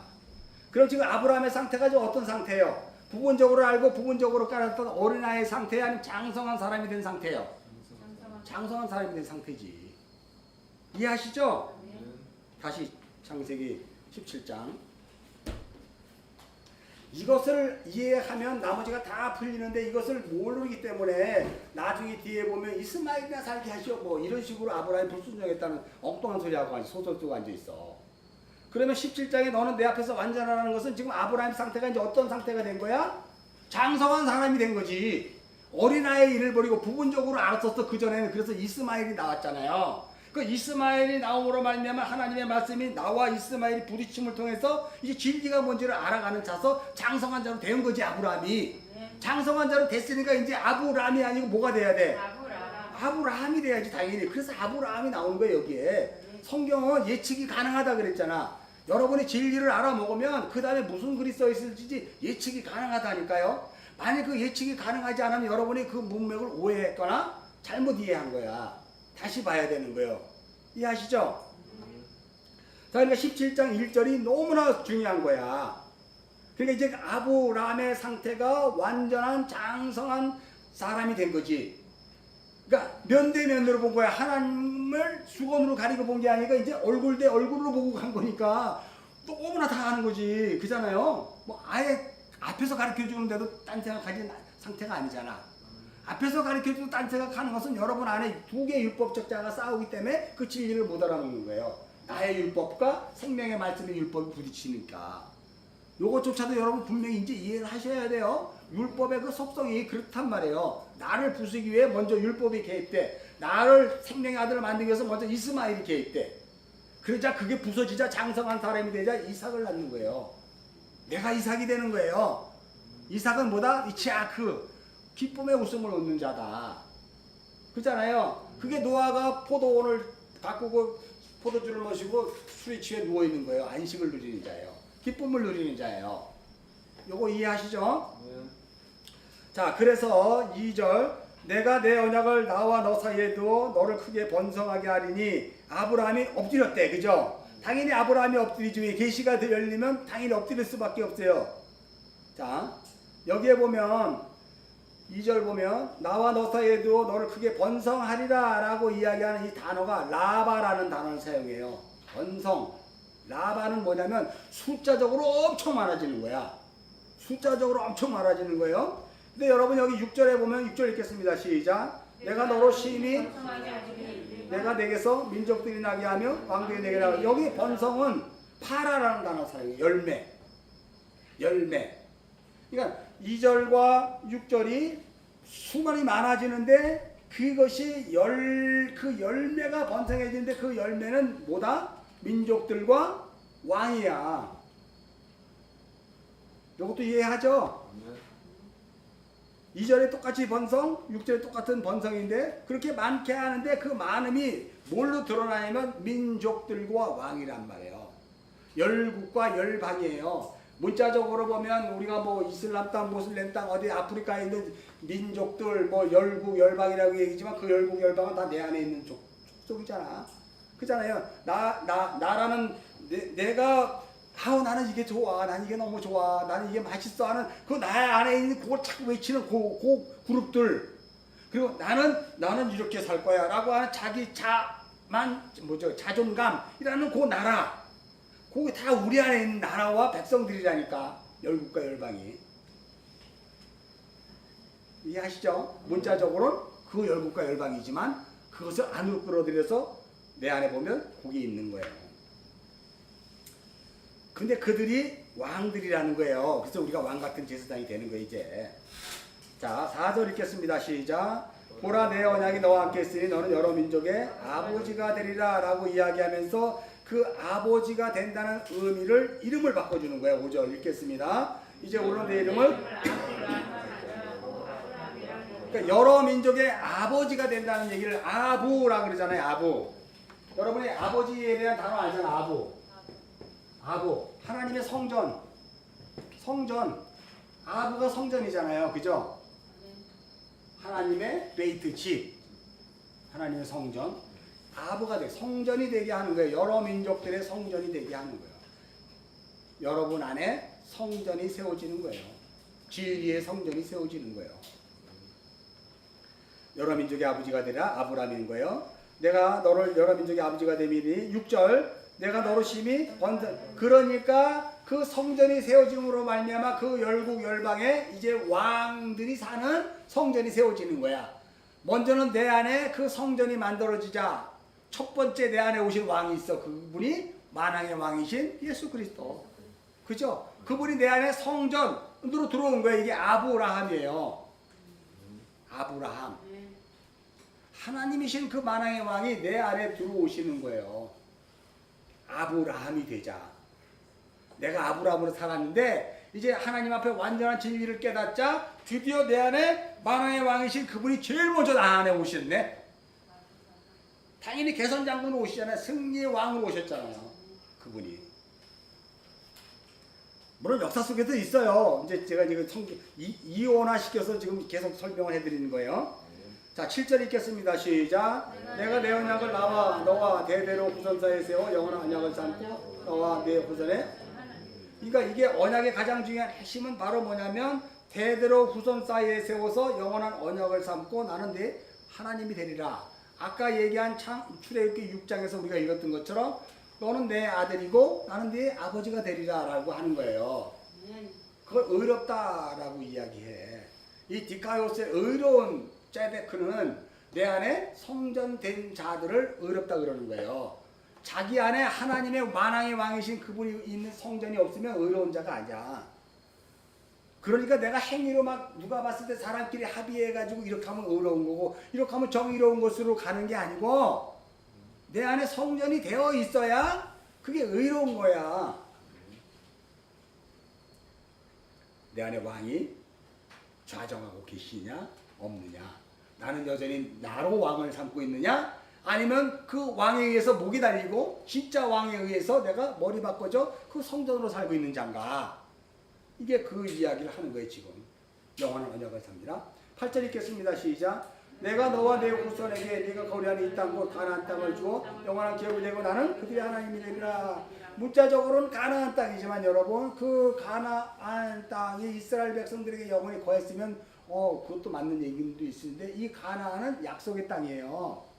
실상은 모형으로 팔레스타인에 있는 그 가나안 땅으로 주어졌지만 이스라엘 백성들은 그 땅에 살았어 못 살았어. 결국 다윗의 그 흥망성쇠를 경험했다가 그 남한국 북한국으로 찢어지다가 결국 바벨론에 의해서 다 무너지고 돌 위에 돌 하나 남지 않고 성전도 없어져 버리고 법궤도 어디 간지도 모르고 싹 없어졌어. 그거 다 포로로 끌려가고 북이스라엘은 이미 100년 전에 그냥 아시리아에 의해서 딱 포로로 끌려가 한 명도 살아 돌아오지 못하고, 남유다는 결국 바벨론에 갔다가 정말 소수 몇만 돌아오게 되는 경우 아예 사라져 버렸잖아요. 그러니까 이 가나안 땅, 약속의 땅은 뭐냐면 나라는 존재의 땅인데요. 어떻게 해서 이 여러분 이제 하예레치라고 했잖아요. 하늘들과 땅을 창조한 이랄 때 그 땅이 4대가 되고요. 그 4대를 다른 말로 가나안이라 그러는 거예요. 4대라는 것은 뭐냐면 들이라 그러거든. 밭이라기도 하고, 구약 성경에서 원어적인 의미에서 그 4대는 밭인데, 그건 뭐냐면 하나님의 씨 뿌리 잎을 위해 갈려진 밭이야. 그걸 구약에서는 가나안 땅이라 그래요. 우리가 창세기 1장서부터 11장까지는 하아레츠, 베아레츠, 4대 이렇게 얘기했잖아요. 근데 그거를 가나안 땅으로 이제 합의를 해놓고 얘기하는 거예요. 왜? 뭐다? 밭이 갈려진 땅이라니까. 이제 뭐만 뿌리면 돼? 씨. 그리고 뭐 비가 이른비 내진비 줘서 그 씨가 터져 싹만 나오면 되는 거네? 그걸 설명한단 말이에요. 그 가나안 땅이에요. 우리가 역사 속에서 눈으로 볼 때 그거를 복을 통해서 내 안에서 그 땅이 갈리고 내 안에서 예수가 이제 성전을 만들어 그 열국과 열방이라는 내 안에 있는 그 하나님의 성전으로 만들어가 내가 아들로 지어져 가는구나. 그리고 여러분이 이제 이렇게 밖에서 안으로 들어오는 그 과정으로 착 설명을 들으셔야 되고 이해를 하셔야 돼요. 문자적 하나만 보지 마시고. 자, 그래서 보면 우리가 그래서 이런 얘기를 해. 나 이거 생명이에요. 나 이거 진짜 중요해요. 나 이거 정말 이거 없으면 못 살아요. 그 생명들이 어떻게 돼요? 성령에 의해서 잘라 버린다는 거예요. 배설물로, 거름으로. 아까 읽었잖아. 빌립보서 3장 이후에 배설물을 여기는데 그거 계속 성령에서 잘라져 버린 거예요. 성령으로 봉사하고 육체를 신뢰하지 않고 그리스도를 삶으로 증거하고 그렇게 사는 자니까. 내가 또 목소리 컸나 또. 이거 천천히 얘기해야 돼. 우리 송하는 집사가 설교 요약하려면 내가 천천히 해야 되는데 빨리 하다 보니까 설교 요약을 미처 못해. 그럼 또 3시간 해야 될 수도 있어. 참 나는 그런 거 보면 감사해요. 어떻게 그런 생각을 했을까? 설교를 요약할 딱 한 사람 나왔어 지금. 여기도 하나 있어. 여기 열심히 죽기 살기 나와서 이거 하잖아 지금. 저기도 있다. 죽기 살기로 저기 제주도에서 여기까지 맨날 날라오잖아. 여기만 있으면. 이제 우리 진주자매 10월 달부터 여기 올 거니까 이제 외롭진 않을 것 같아. 차 타고 다니면서 기도하면서. 거기 왜 안 나와 맨날? 애 키우느라고? 괜찮아. 육체를 신뢰하면서 살아. 괜찮아. 그렇다고 해도 뭐 목사님 왜 그러나 그러지 말고. 목사님 제가 먼저 서야 되기 때문에. 그래. 잘 생각했어. 이거 확실히 이거 좀 달라져가. 이제는 여기다 앞에다가 세인트 박인수 써야 될 것 같아. 옛날엔 세인트가 아니었잖아. 뭘로 했을까 여기다가? 도적, 괴수, 박인수 바뀌었어. 이제 애들한테도 바뀌어야 돼. 애들이 보고 자랄 거거든. 진짜로 성령의 아버지가 돼야 돼. 아브라함으로 바뀐다 그랬어. 아멘. 그럼 엄마도 바뀌어야지. 사례도 바뀌는데 여기 지금? 사례가 사라로 바뀌는데? 여기만 바꾸라고 그러지면 안 돼. 자, 우리 지금 이제 포피를 뵙는 것까지 했어요. 언약의 표징. 자, 12절 읽겠습니다. 시작. 너희 대대로 모든 남자는 집에서 남자나 너희 자손이나 이방사람이야 돈으로 산 자나 막내라고 난지 8일 만에 하늘. 여기 보면 집에서 난 자가 있고요. 돈으로 산 자가 있어요. 우리가 이제 집에서 난 자가 있고 돈으로 산 자가 있는데, 돈으로 산 자는 예를 들어서 은을 얘기해요. 돈이라는 것은 은전, 케세트라는 단어를 사용해요. 그 은은 속전이에요. 속량. 예수가 속량하여 산 자들. 그죠? 근데 집에서 난 자가 있네. 집에서 난 자. 집이라는 것은 아부잖아. 성전. 그 성전에서 난 자가 있는 거예요. 자, 여러분 잘 생각해 보세요. 여러분 안에 나는 예수를 물르고 난 절에 다녔었거든요. 근데 교회 안에 앉아서 진리의 말씀을 듣는 자가 있거든. 근데 그 전에는 그거에 대해서 이해를 못했는데 그 자가 안에 이미 성전이 있었던 거지. 아버지의 택함 받은 성전이 있었던 거지. 나는 모르는데. 그죠? 그게 세상의 부딪힘에 의해서 이제 그 성전이 있는 자로 내가 드러나는 거지. 근데 그게 어떻게 드러나냐면 예수의 속전에 의해서 드러나게 되는 거니까 여기에 집에서 뭐라 그래? 난 자나 돈으로 산 자는 같은 거예요. 집에서 난 자나 돈으로 산 자는 두 개로 나눴지만 이중구조라 그랬지. 이중구조. 이중구조는 하나를 얘기하는 거예요. 가인과 아벨. 이중구조지만 가인과 아벨은 형제 하나야. 집에서 난 자나 돈으로 산 자나 하나를 얘기하는 게 지금 성경의 구조가. 이해하시죠? 그래서 내가 이중구조, 삼중구조 이런 거 설명해 줬잖아. 그러니까 이렇게 나오면 여러분들이 그것에 대해서 집에서 난 자는 또 뭐고 돈으로 산 자는 또 뭐고 막 이렇게 얘기하는데 왜 이렇게 복잡하게 얘기했을까? 라고 이야기한다면 이스마엘과 이삭의 관계를 설명하기 위해서 집에서 난 자와 돈으로 산 자가 나오는 거예요. 두 개가. 율법과 복음이 나오는 거예요. 예수와 그리스도가 나오는 거예요. 속사람과 겉사람이 나오는 것처럼 이중구조를 이렇게 설명하는 거예요. 그죠?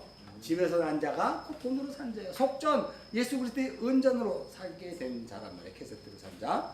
그 자들을 난 지 8일 만에 할례를 받으래. 8일은 뭐예요? 8. 8은 뭐야? 부활이잖아 여러분. 그러니까 여기 8은 뭐야? 울타리네. 헤트.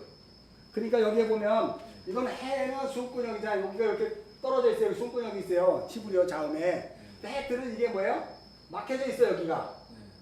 이 숨구녕이 없어. 이게 막혀져 있어. 이 울타리라 그래. 양 울타리 안에 들어온 자들이지. 그렇다면 양 울타리 안에 여기 예수님이 누워 있을 거예요. 목자가 돼서. 이 안에 들어온 자들이잖아. 그럼 여러분은 시편 23편을 외치는 자들이지. 그분이 나의 목자가 되시니까. 그 울타리예요. 8일.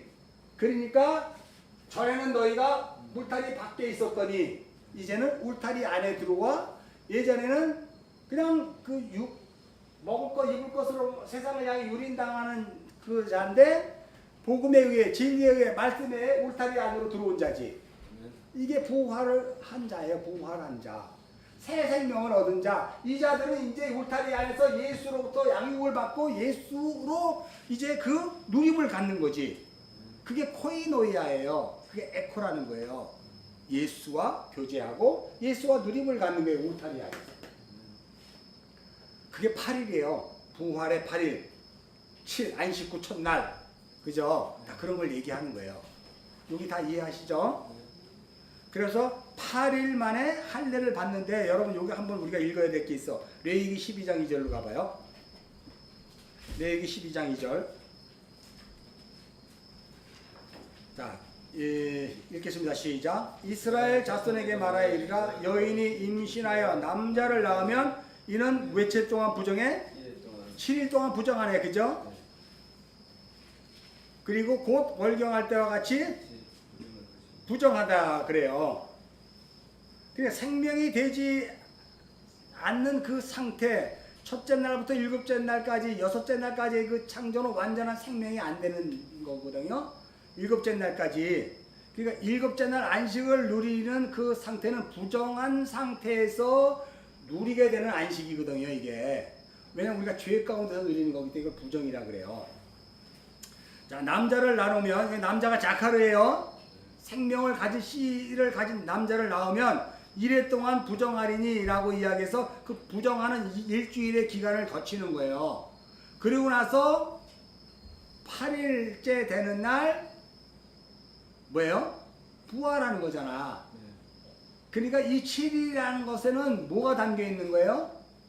부정한 우리를 구원하기 위해서 하나님이신 그분이 예수로 오셔서 이 땅을 살아내시는, 육으로 살아내시는 성육신의 기간, 그 삶이 십자가에서 잘려나가기 전까지의 기간이 7일이야.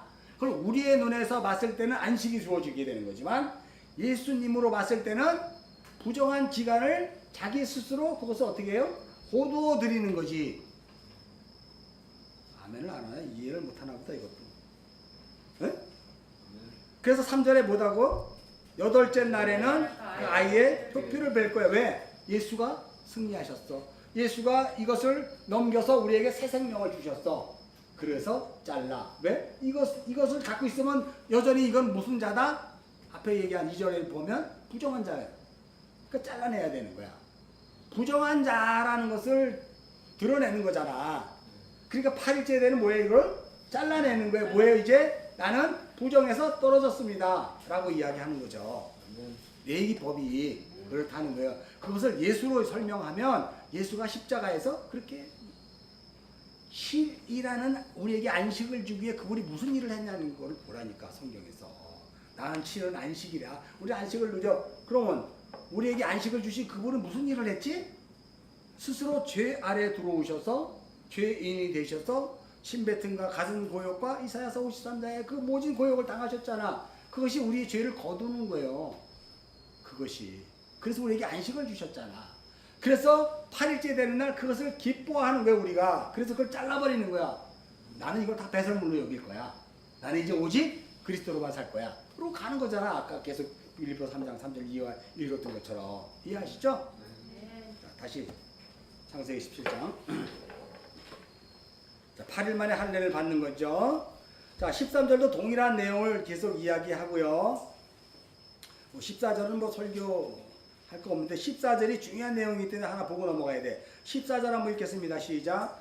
할례 받지 아니한 남자 곧 포피를 베지 않은 자는 백성 중에서 끊어지리니 그가 내 언약을 대하고. 여기에 남자 역시 자카르의 생명을 가져야 될 남자. 요 그림이 어디에 나왔냐면 출애굽기 4장으로 가봅시다. 요거는 이제 여러분 보고 가야 되니까. 너무나 유명한 거예요. 출애굽기 4장. 자, 24절부터 읽겠습니다. 시작. 모세가 길을 가다가 숙소에 있을 때 여호와께서 그를 만나사 그를 죽이려 하시죠. 이거 봐봐요. 아니 왜? 지금 앞절을 여러분 읽지 않았지만 모세 하나님에 의해서 모세가 지금 어디로 가는 거야? 애굽으로 가는 거예요. 뭐 하라고? 생명의 말씀을 전하는 거잖아. 생명의 말씀이라 그러면 안 되고 율법의 말씀을 던지러 가는 거예요. 애굽 자체가 율법인데 거기에 하나님의 율법을 던지러 가는 거예요. 모세가. 아멘. 복음을 전하러 갔다 그러지 마세요. 아직은 율법을 던지러 간 거예요. 그 율법에 바로왕 애굽 군대가 부딪히는 거잖아요. 그게 10가지 재앙으로 드러난 거고. 자, 근데 왜 모세를 죽이려고 그랬어? 그 뒤에 쭉 내용을 읽어보면 알잖아. 25절 읽겠습니다. 시작. 십보라가 돌칼을 가져다 그의 아들의 표피를 베어 그 발에 갖다 대며 이르되 당신은 참 내게 피난 편이다 하니까 26절 시작. 여호와께서 그를 놓아주시니라. 그때 십보라가 피난 편이라 하면 할례 때문에. 할례를 안 했네. 왜 할례를 안 했을까? 그 아들들은 왜 할례를 안 했어? 애굽에 내려가는데.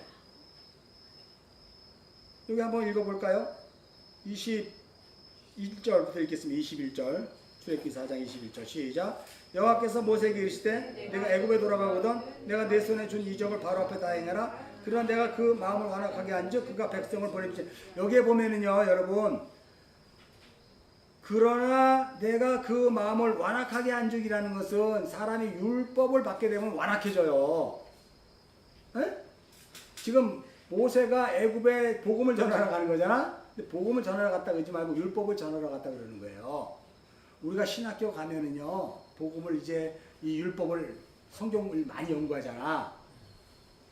성경을 지식으로 알게 되면 신학교 가게 되면 뭐가 되냐면 날카로워져. 굉장히 날카로워져. 옛날에 넉넉하고 다 이해했는데 이해를 못해. 막 자르고 쪼개고 분석해가지고 아니잖아 무슨 소리야 막 이렇게 가요. 그게 뭘까? 지금 그 애굽에 바로가 율법을 던지러 갔기 때문에.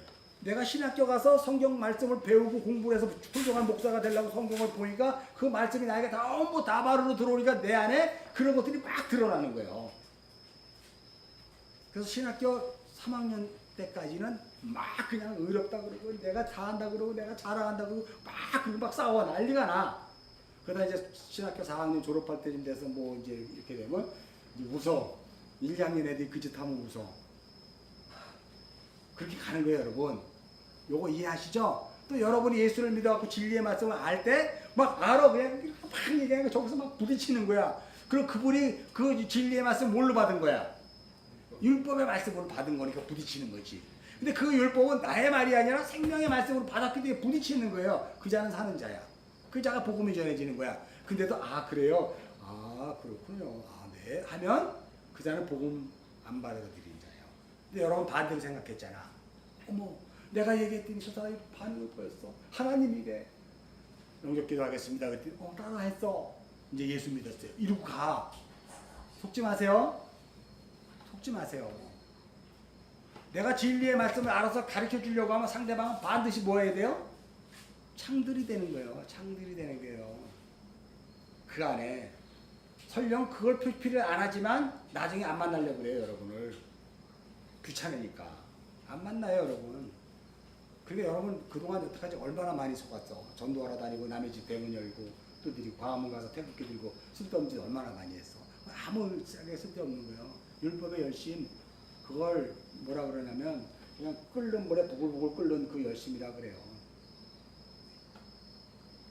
자, 그래서 22절 너는 바로의 이르기를 여호와의 말씀을 이스라엘은 내 장자라 내가 내게 이르기를 내 아들을 보내줘 너를 섬기가해도 내가 보내주기를 거절하니 내가 네 아들 네 장자를 죽이려 하셨다 하라 하시리라 하는 사역으로 장자를 죽이는 사역으로 보냈는데 더 중요한 것은 여기에 보면 내가 이걸 지금 못 찾았는데 그 모세의 아들 이름이 뭐야? 게르솜이라 그러잖아요. 어디 있지? 하여간 여러분이 여기서 찾아. 요 근방에 있는데 내가 못 찾았어. 내가 이방이 객이 되어 이렇게 얘기하면서 이제 뭐 한 두 명이 있었잖아요. 2명. 어디 근방에 있을 텐데 내가 좀 못 찾겠어. 요건 나중에 찾기로 하고요. 그래서 그 아들들이 할례를 안 받았어. 그래서 하나님이 모세를 죽이려고 한 거예요. 결론적으로 그건 뭘 얘기할까? 율법을 던지러 애굽에 나가서 장자를 죽이러 가는 거잖아요. 그 장자의 죽음은 누구의 죽음이야? 장자로 오신 우리의 장자로 오신 예수 그리스도의 죽음이잖아. 그걸 알으라고. 그걸 표피에 자르면서 이걸 갖고 있어야 되는데 그걸 이해를 못하고 그냥 애굽에 들어가서 하나님 내가 가라 그럴 때 그 복음을 전한다고 막 가버리면 그거는 누구의 말을 전하는 거야? 바로 모세 자기 생각을 전하는 거죠. 하나님의 그 율법의 말씀을 던지는 게 아니고 자기의 생각을 던지는 거잖아. 그걸 우리가 조심해야 돼요. 그걸 하나님 죽이려고 그런다니까. 여러분 그런 죽임당할 짓 엄청 많이 했잖아. 여러분의 생각으로 예수를 전했잖아. 성경 말씀으로 얘기한다고 해놓고 이 말씀을 다바로로 던졌을 때 그 사람이 창을 들이대고 다시는 안 만나고 할 땐 여러분 복음 잘 전했고 여러분이 맞아요. 그랬어요. 나도 예수를 물론 그러면 하나님이 때를 줬으니까 했겠지만 그렇지 않고 막 반응이 보이고 이상해 보이고 도망가려고 그러면 그게 여러분을 복음 잘 전한 거예요. 반대예요. 이렇게 얘기하면 이제 앞으로 아무도 얘기 안 하려고 그래요. 그래서 우리가 고난받는 거예요. 말씀 듣는 자가 세상을 향해 고난받는 거예요. 그래서 나 혼자 남어. 외로워. 그래서 여러분 여기 오는 거야. 우리 공동체. 여기는 같은 말을 하는 자예요. 호몰로게오. 하나님의 말을 넣어주어 그 말씀을 듣고 아멘하며 그렇게 하는 게 맞거든요. 근데 세상에 나가다 보니까 이건 안 돼. 왜? 장자가 죽이는 거니까 내 말을 들으면 자기 안에 있는 그 장자 나의 그 율법적 그 최고봉을 누리려고 했던 그게 무너지려고 그러니까 누가 좋아해. 그래서 하나님이 그 복음을 전해주고 나한테 다 거꾸로 온 다음에 얘야 너 저기 가봐라 그리고 이렇게 수고해 오게 하는 거예요. 그래서 여러분이 수고당해서 온 거예요. 여러분이 수고당해서 왔다니까. 어떤 아줌마한테 복음 전해가지고 온 게 아니라 나도 수고당해서 왔죠. 그냥 절에 다니면서 열심히 세상에서 왕 되려고 놀다가 어느 날 그냥 다리 몽둥이 부러져가지고 박살난 다음에 시체가 돼가지고 그냥 수고당해서 교회 끌려왔다니까. 나도 다 그렇게 온 거예요. 그 사람이 나에게 복음 전한 적 한 번도 없어. 근데 내가 그냥 다리 몽둥이 부러지니까 그냥 온 거예요. 여기 오면 살 줄 알고. 그랬더니 진짜 사네. 여러분 다 그렇게 왔어. 그렇다고 뭐 전리품을 수거하러는 가야죠. 에? 쓰레기 수거하러는 가야 되잖아. 그것도 안 하겠다고? 가. 그리고 문득문득 가면 쓰레기 수거하러 가요. 이미 다 익은 곡식이야. 난만 되면 되는 거야. 성경이 다 만들어놨어. 그 자들한테 가면 돼요. 에? 그 자들은 이 율법과 복음 바로 얘기해줘도 석 달이면 다 알아. 석 달이면 다 알아. 이 성경 말씀이. 내가 그랬거든. 나는 교회 처음 오자마자 첫날 산상수훈 보고 성경을 다 알았어요. 놀랍지? 사모님이 자랑하지 말래 또. 자랑이 아니야. 내 얘기를 하는 거예요. 나 절에 다니다가 불경 열심히 보다가 다리 몽둥이 부서 쓰레기가 돼가지고 있다가 어느 분이 나에게 성경책을 주고 교회 한번 가보라고 그래서 갔는데 그날 저녁에 성경을 여기 해필이면 폈는데 마태복음 5장 산상수훈이네. 해필이면. 이야, 해필이면 아니지. 진짜 의뢰지. 그거 딱 38번을 읽었어요. 그날 밤에. 그리고 뒤집어져가지고 갔지 교회로. 그거 원래 이렇게 여기까지 온 거야. 그래서 뭐 어떡하라고. 난 또 조경스럽게 보지 마요. 저희는 어떻게 해서 산상수훈을 보고 저렇게 성경 말씀을 다 알았지 오자마자.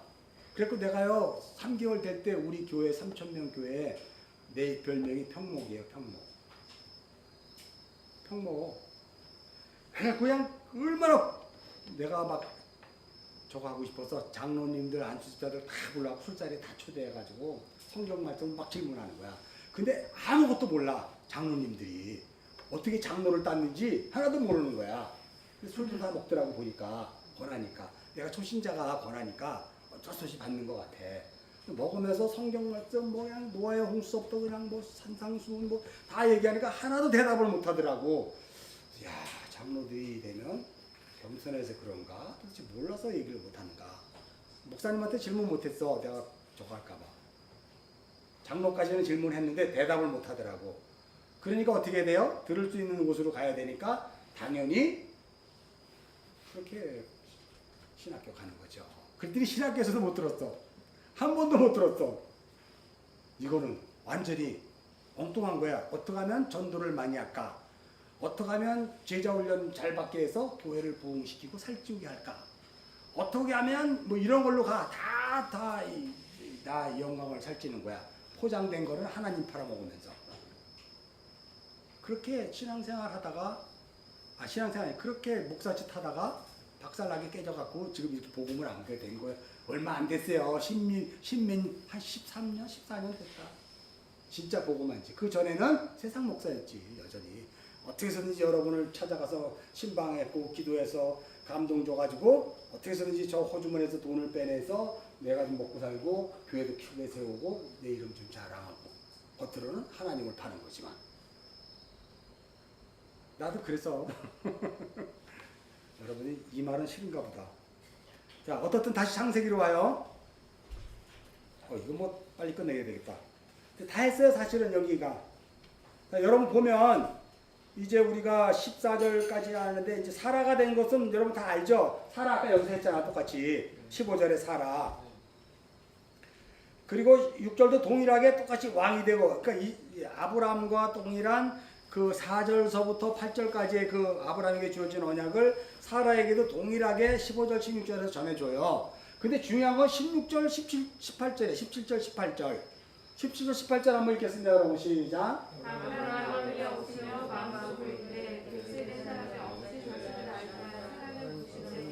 18절 아브라함이 하나님께 아뢰되 이스마엘이나 하나님 요게 진짜 잘못된 번역이에요. 요거 아주 진짜 웃기는 짬뽕이야. 내가 그래서 적어놨어 원어를. 얼마나 성경을 이제 또 이러면 나한테 자랑하는데 그런 식으로 하냔 말이야. 아브라함이 불순종하여 에휴 백세난 자이면 어떻게 아들을 하여 하나님. 하나님도 웃겨 진짜. 에이 아브라함이랑 이스마엘이랑 하나님 앞에 살게 해주세요. 이렇게 했다는 거야. 여러분 여태까지 그렇게 설교 들었잖아. 정말로. 소설을 쓰는 걸 듣고 그랬잖아. 그냥 그렇게 하려고. 얼마나 불쌍해요 여러분들이. 그 불쌍한 지옥고등에서 끌고 여기까지 왔으니 나도 힘들어 죽겠어요. 이거 괜히 복음을 원어로 봐가지고 그냥 쉽게 세상 복음 섞어가지고 가면 나도 편해. 설교 준비 안 해도 돼. 그렇게 그냥 30분만 쌈박하게 하고 우리 그렇게 갑시다. 하나님 그렇게 했으니까 우리 그런 자로 삽시다. 그러고 땡땡 하고 끝나 25분 설교하고 멋있어 나이스하게. 그걸 못하잖아요. 왜? 그동안 한국 교회가 전 세계 교회가 이 말씀을 엉뚱하게 풀었으니까 이거 다시 풀어주려면 시간이 갈 수밖에 없잖아. 왜? A를 설명하려면 그 앞에 있는 것들을 다 설명해서 그래서 A야 해야 되니까 얼마나 시간이 많이 가겠냐고. 나더러 시간 많이 끌고 1시간 반, 2시간씩 한다고 뭐라 그러지 마요. 어쩔 수 없어요. 이거는 한국교회 잘못이야. 2000년 동안 기독교 역사의 교회가 성경을 다 엉뚱하게 풀어서 그래요. 자, 여기 봐요. 아브라함이에요. 17절. 여기가 만일 아브람이면은 이게 맞아. 이 설교가. 근데 이미 여기에는 누구로 돼 있어, 이름이? 아브라함이야. 생명을 아는 자야. 하나님의 계시를 면대면으로 보고 완전 장성한 사람이라니까. 무슨 소리인지 알죠? 이 할례 언약과 백세 이런 것들에 대해서 아브라함 다 아멘으로 가는 거예요. 자, 여기에 보면 아브라함이 엎드려 웃으며 마음속에 이르되 라고 이야기하는 것이 여기 보면 와이펄 아브라함 알테네 라고 이야기해요.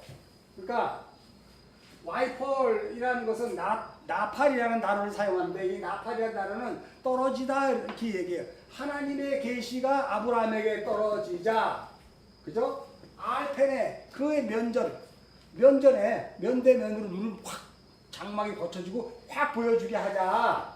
알펜에 이치하크 외에 츠하크 아브라함이 막 웃어버린 거예요. 자기도 모르게 웃은 거야. 너무 큰 기쁨이기 때문에. 그러면서 아마루 했어요. 아마루를 알아들은 거야, 이거를. 그 기쁨을. 그러니까 이차크라는 단어가 아브라함이랄 때는 부정적으로 볼 때는 뭐예요?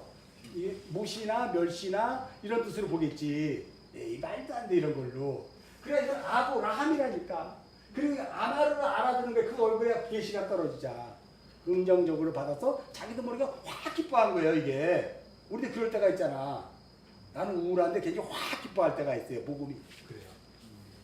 왜 레브라는 단어가 있어요. 레브라는 것은 이게 레브 이거는 이제 마음을 얘기하는 거거든요. 우리 안에 있는 그 마음, 이 마음을 내가 생각해서 만들어낼 수가 없다니까. 여러분의 마음을 통제해요? 아무리 통제해도 계속해서 건드리면 그게 있는 게 나온다니까. 이거 통제 못하는 그 마음, 배라는 연결, 의문 불변사야. 이 불변사라는 것은 뭐예요? 아멘이라는 뜻이거든. 하나님이 그렇게 말씀하셨으면 나는 거절할 수 없는 아멘으로 받아들여서 불변하지 못하는 진리로 알아듣는 거야. 무슨 소리인지 알죠? 그래서 의문 불변사야. 벨레브라는 게 의문. 여기도 또 의문 불변사가 있어. 하바트, 연계형 의문 불변사야.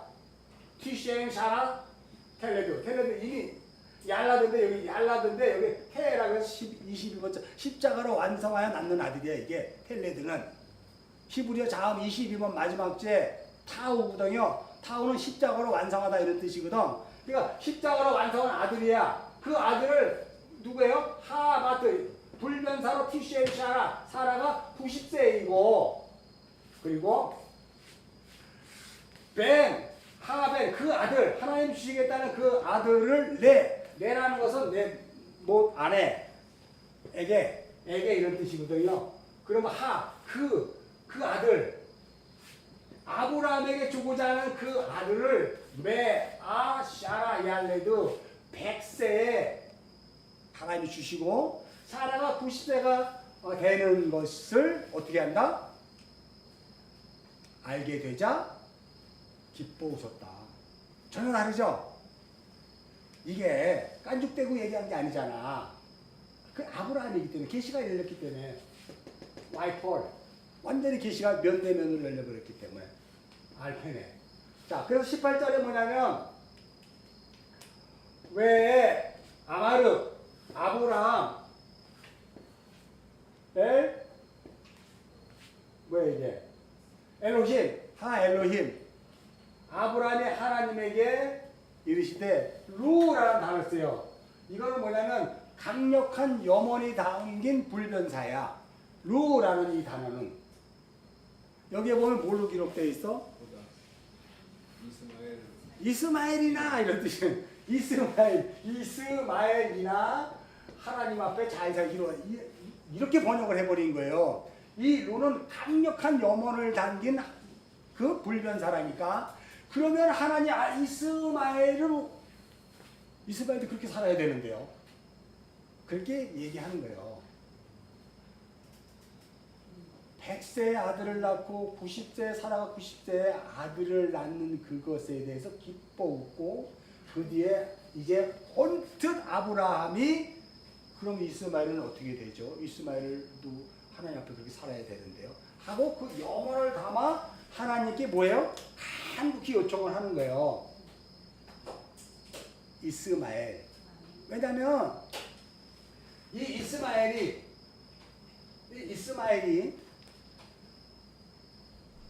아브라함의 이 기도에 의해서 함께 같이 여기서 난 아들과 같은 아들이기 때문에 그래. 이스마엘이 이삭과 같은 속성을 가진 아들이기 때문에 그래요. 이스마엘이 곧 누구냐? 이삭이 되니까요. 이스마엘이 쫓겨나면 그 이삭이 진리의 아들이 되는 거예요. 생명의 아들이 되는 거예요. 생명의 아들이 되기 전까지 이스마엘이 아들로 사는 거예요. 우리의 여러분이 진리를 알아먹을 때까지 하나님의 이 율법적인 성경이 여러분을 아들로 존재해 살고 있는 거예요. 그러다 어느 날 복음 생명을 딱 알아먹자 이제 이 내가 알고 있었던 그 율법적 지식, 성경 지식들이 떠나가는 거죠, 이제. 그래서 진리가 내 안에 들어오는 거예요. 이해하십니까? 그래서 이스마엘은 하나님 앞에 반드시 우리 이 이삭이 나올 때까지 있어야 돼. 이걸 간절히 얘기한 거야, 하나님께. 요청한 거예요. 그랬더니 하나님이 뭐라고 얘기하냐면, 이제 이거 이해하시죠? 그럼 이거는 정말 엄청난 복음을 얘기하고 있는 건데 이걸 뭐 이상하게 얘기를 해서 그래요. 19절 읽겠습니다. 시작. 하나님이 이르시되 아니라 내 아내 사라가 내 아들을 낳으리니 너는 그 이름을 이삭이라 하라. 내가 그와 내 언약을 세우리니 그 후손에게 영원. 여기에 보면 아니라라는 단어가요. 이게 아발이라는 단어예요. 아발. 이 아발이라는 단어는 확실히 참으로 이런 뜻이에요. 하나님이 하나님이 이르시되 참으로 내 아내 사라가 내게서 아들을 낳으리니지 하나님이 아니야 그게 아니고 이거야 라고 얘기한 게 아니라니까. 어떻게 이렇게 난 했는지 몰라. 왜? 이건 어차피 우리가 창세기 볼 때마다 계속 번역이 오류된 거 다 봤잖아요. 기절초풍할 거예요. 그러니까 여러분이 계속 그걸로 설교를 들은 거예요. 자, 아브라함 이렇게 하나님이 이르시되 아니라 내 아내가 이게 아니라 하나님이 참으로 내 아내 사라가 내게 아들을 낳을 거야. 이해하시죠? 이제 그 아발이라는 단어를. 너는 그 이름을 이삭이라 그래요. 웃음, 기쁨. 내가 그 언약을 세우리니 그 후손에게 영원한 언약이 되리라. 그러면서 이제 그 이스마엘도 있어야 되는데요 라고 하는 간절한 여망을 하나님 들으시고 20절 이렇게 얘기해요. 2절 읽겠습니다. 시작. 이스마엘에 대해서는 내가 내 말을 들었나니 내가 그에게 복을 줘 그를 매우 생육하고 번성하게 할지라 그가 12두령을 낳으리. 여기 두령이라는 단어가 있어요. 12두령. 그러면 여러분 잘 보세요. 이거 할 수 없어. 이건 중요한 거니까 해야 돼. 자, 이삭이 12아들을 안 낳았잖아. 야곱이 12아들을 낳았잖아. 근데 여기 이스마엘은 12두령을 낳네. 이게 같은 거예요. 같은 거라니까. 이스마엘은 12두령인데 여기 두령이라는 단어가 뭐냐면 이게 낫이라는 단어를 사용해요. 낫이. 이 낫이라는 단어를 뭐냐면 들어 올려진 자야. 들어 올려진 자를 낫이라 그래요. 이걸 또 다른 말로 떠오르는 안개, 수증기 이래요. 이걸 낫이 이스마엘의 12두령은 떠오르는 수증기, 안개 같은 존재로 이 땅을 살아가는 거예요. 왜냐하면 율법의 아들로 가야 되니까. 근데 그 자가 들려 올려진 자라니까. 두 가지 의미를 갖고 있어요. 12두령 낫이라는 단어가. 이 들려 올려진 자가 니고데모에서 이야기한 거 여러분 찾아봤어요? 안 봤으니까 요한복음 3장을 얼른 갔다 옵시다. 지금 시간은 없고. 지금 이 이야기를 지금 니고데모를 통해서 예수님이 다시 설명해 주는 거예요. 자, 3절 요한복음 3장 1절 읽겠습니다. 시작. 그런데 바리새인 중에 니고데모라는 사람이 있으니 유대인의 지도자. 요거가 벌써 이제 이 전체를 얘기하고 있는 거예요. 시간이 없어 요건 해석을 못 해요. 2절 읽겠습니다. 시작. 그가 밤에 예수께 와서 이르되 라삐어라고 이야기해요. 뭐 언제 왔어? 그가 밤에 왔잖아. 니고데모가. 그러면 지금 니고데모의 상태가 어둠이네. 그러면 이제 곧 결과는 뭘로 드러날 거예요? 아침 빛으로 드러날 거 아니야. 그걸 지금 설명하고 있는 거예요. 그러니까 이 내용은 밤이 되고 아침이 되는 이야기를 설명하는 거예요. 다시 말해서 거듭남에 대한 설명을 하는 거예요. 3절 읽겠습니다. 시작. 예수께서 대답하여 이르되 진실로 진실로 내가 이르노니 사람이 거듭나지 아니하면 하나님 나라를 볼 수 없다. 이 거듭나라는 것은 아노땡이라 그래요. 그건 뭐냐? 위로부터 나지 아니하면, 사람이 위로부터 나지 아니하면 이를 거듭나니라. 이거 봐봐요. 나시 이스마엘 12 이 두 영들은 다 위로부터 거듭나야 할 자들이야. 율법의 아들들. 이들을 요한복음에서 누구라 그래? 대표로 니고데모라 그러잖아. 이 니고데모를 밤에 예수를 찾아온 거예요. 밤에 율법을 만난 거예요. 여러분이라는 율법적 자아로 살아가고 있는 걸 밤이라 그러는데 거기에 생명의 말씀이 여러분에게 개입이 되는 그 상태. 그러니까 밤에 예수를 찾아온 거예요. 니고데모가. 네. 같은 그림이에요. 그것을 12두령을 난 거예요. 이게 밑에 쭉 봐야 되는데 시간이 없어서 여러분 3장을 나중에 보시고 다시 와요. 창세기 17장. 자, 그러니까 12두령, 이 12두령은 결론적으로 위로 들려 올려져 거듭나야 할 자잖아. 그래서 거듭나야 할 자인 야곱의 지파 12지파와 같은 것을 얘기해요. 이들과 이들이 같아요. 그죠? 근데 여기 이삭이 껴있거든. 이삭은 예수 그리스도의 예표거든. 그래서 이 야곱이 이 아들을 낳는 거예요. 야곱이 12아들을 낳는 거나 이스마엘이 12두령을 낳는 거나 같은 거라니까. 율법의 아들 같은 거예요. 근데 뭐가 다르냐면 이삭이 달라. 여기는 이삭의 줄기에서의 같은 아지만 이삭을 뿌리로 하고 있고, 여기는 이스마엘로 뿌리래요. 그냥 들려올려진 수증기 같은 안개를 뿌리로 하는 거고, 여기는 이자크 웃음과 안식을 누리는 그 자로 뿌리를 갖고 있는 거야. 12지파와 12두령이 이렇게 차이가 나는 거예요. 이해하시죠, 여러분? 자, 그러면 이제 그러니까 이스마엘, 창세기 17장 20절로 와야죠. 다 했어. 이스마엘에 대해서는 이렇게 이게 얘기를 해주죠. 12두령. 그런데 21절 읽겠습니다. 시작. 내 언약은 내가 내년 이 시기에 사라가 내게 낳을 이삭과 세우리라 라고 이야기해서 이제 22절 하나님이 그 말씀 계시가 이제 딱 끝나고 하나님 그 자기 자리로 가시고 아브라함은 그 열리신 계시에 의해서 그 삶을 기대하며 살아가게 되는 거예요. 여기서. 자, 그러면 여러분 이제 나머지 23절부터 27절은 그것에 대해서 아브라함이 실행을 한 거예요. 표피를 뵐 때가 99세고, 그 다음에 25절 보면 이스마엘이 표피를 뵐 때는 몇 살? 13세야. 13은 뭘까? 한번 볼까요? 15절 다음 13번째. 라메시잖아. 소머리 막대. 소머리 막대. 이스마엘이 13세 때 표피를 배웠다는 것은 뭐냐면 소머리 막대 소머리로 모래 소를 일류 가고 저리 가는 걸 똑바로 가게 하잖아. 좌우로나 우로나 치우치지 못하고 진리의 막대기로 이스마엘을 똑바로 진리 하나님 앞으로 가게 하는 거잖아.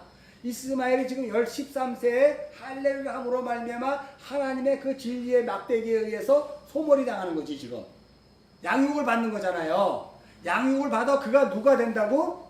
이삭이 되는 거예요. 마찬가지로 이 야곱을 통해서 12지파가 그 이삭이라는 그 뿌리를 통해서 하나님의 백성으로 되는 거죠. 13이라는 단어가 그런 의미를 갖고 있는 거예요. 샬롯이라는 단어가. 그래서 그날에 아브라함과 그 아들 이스마엘을 할례를 받고 그 집의 모든 남자고 집에서 태어난 자와 동물을 입양 산 자가 할례를 받았대. 뭐 더 많은 이야기를 창세기 1장서부터 3장까지 이어가 동일한 걸 찾아 드리려고 그랬는데 시간이 없어서 못했어요. 자, 여기 보면 집에서 태어난 자와 동물 입양에 산 자 뭔지 알죠? 같은 자예요. 자, 오늘 제일 많이 한 것 같아. 자, 이것으로 마치겠습니다. 하나님 감사합니다. 오늘도 우리에게 은혜를 주시고 또 생명의 말씀으로 또한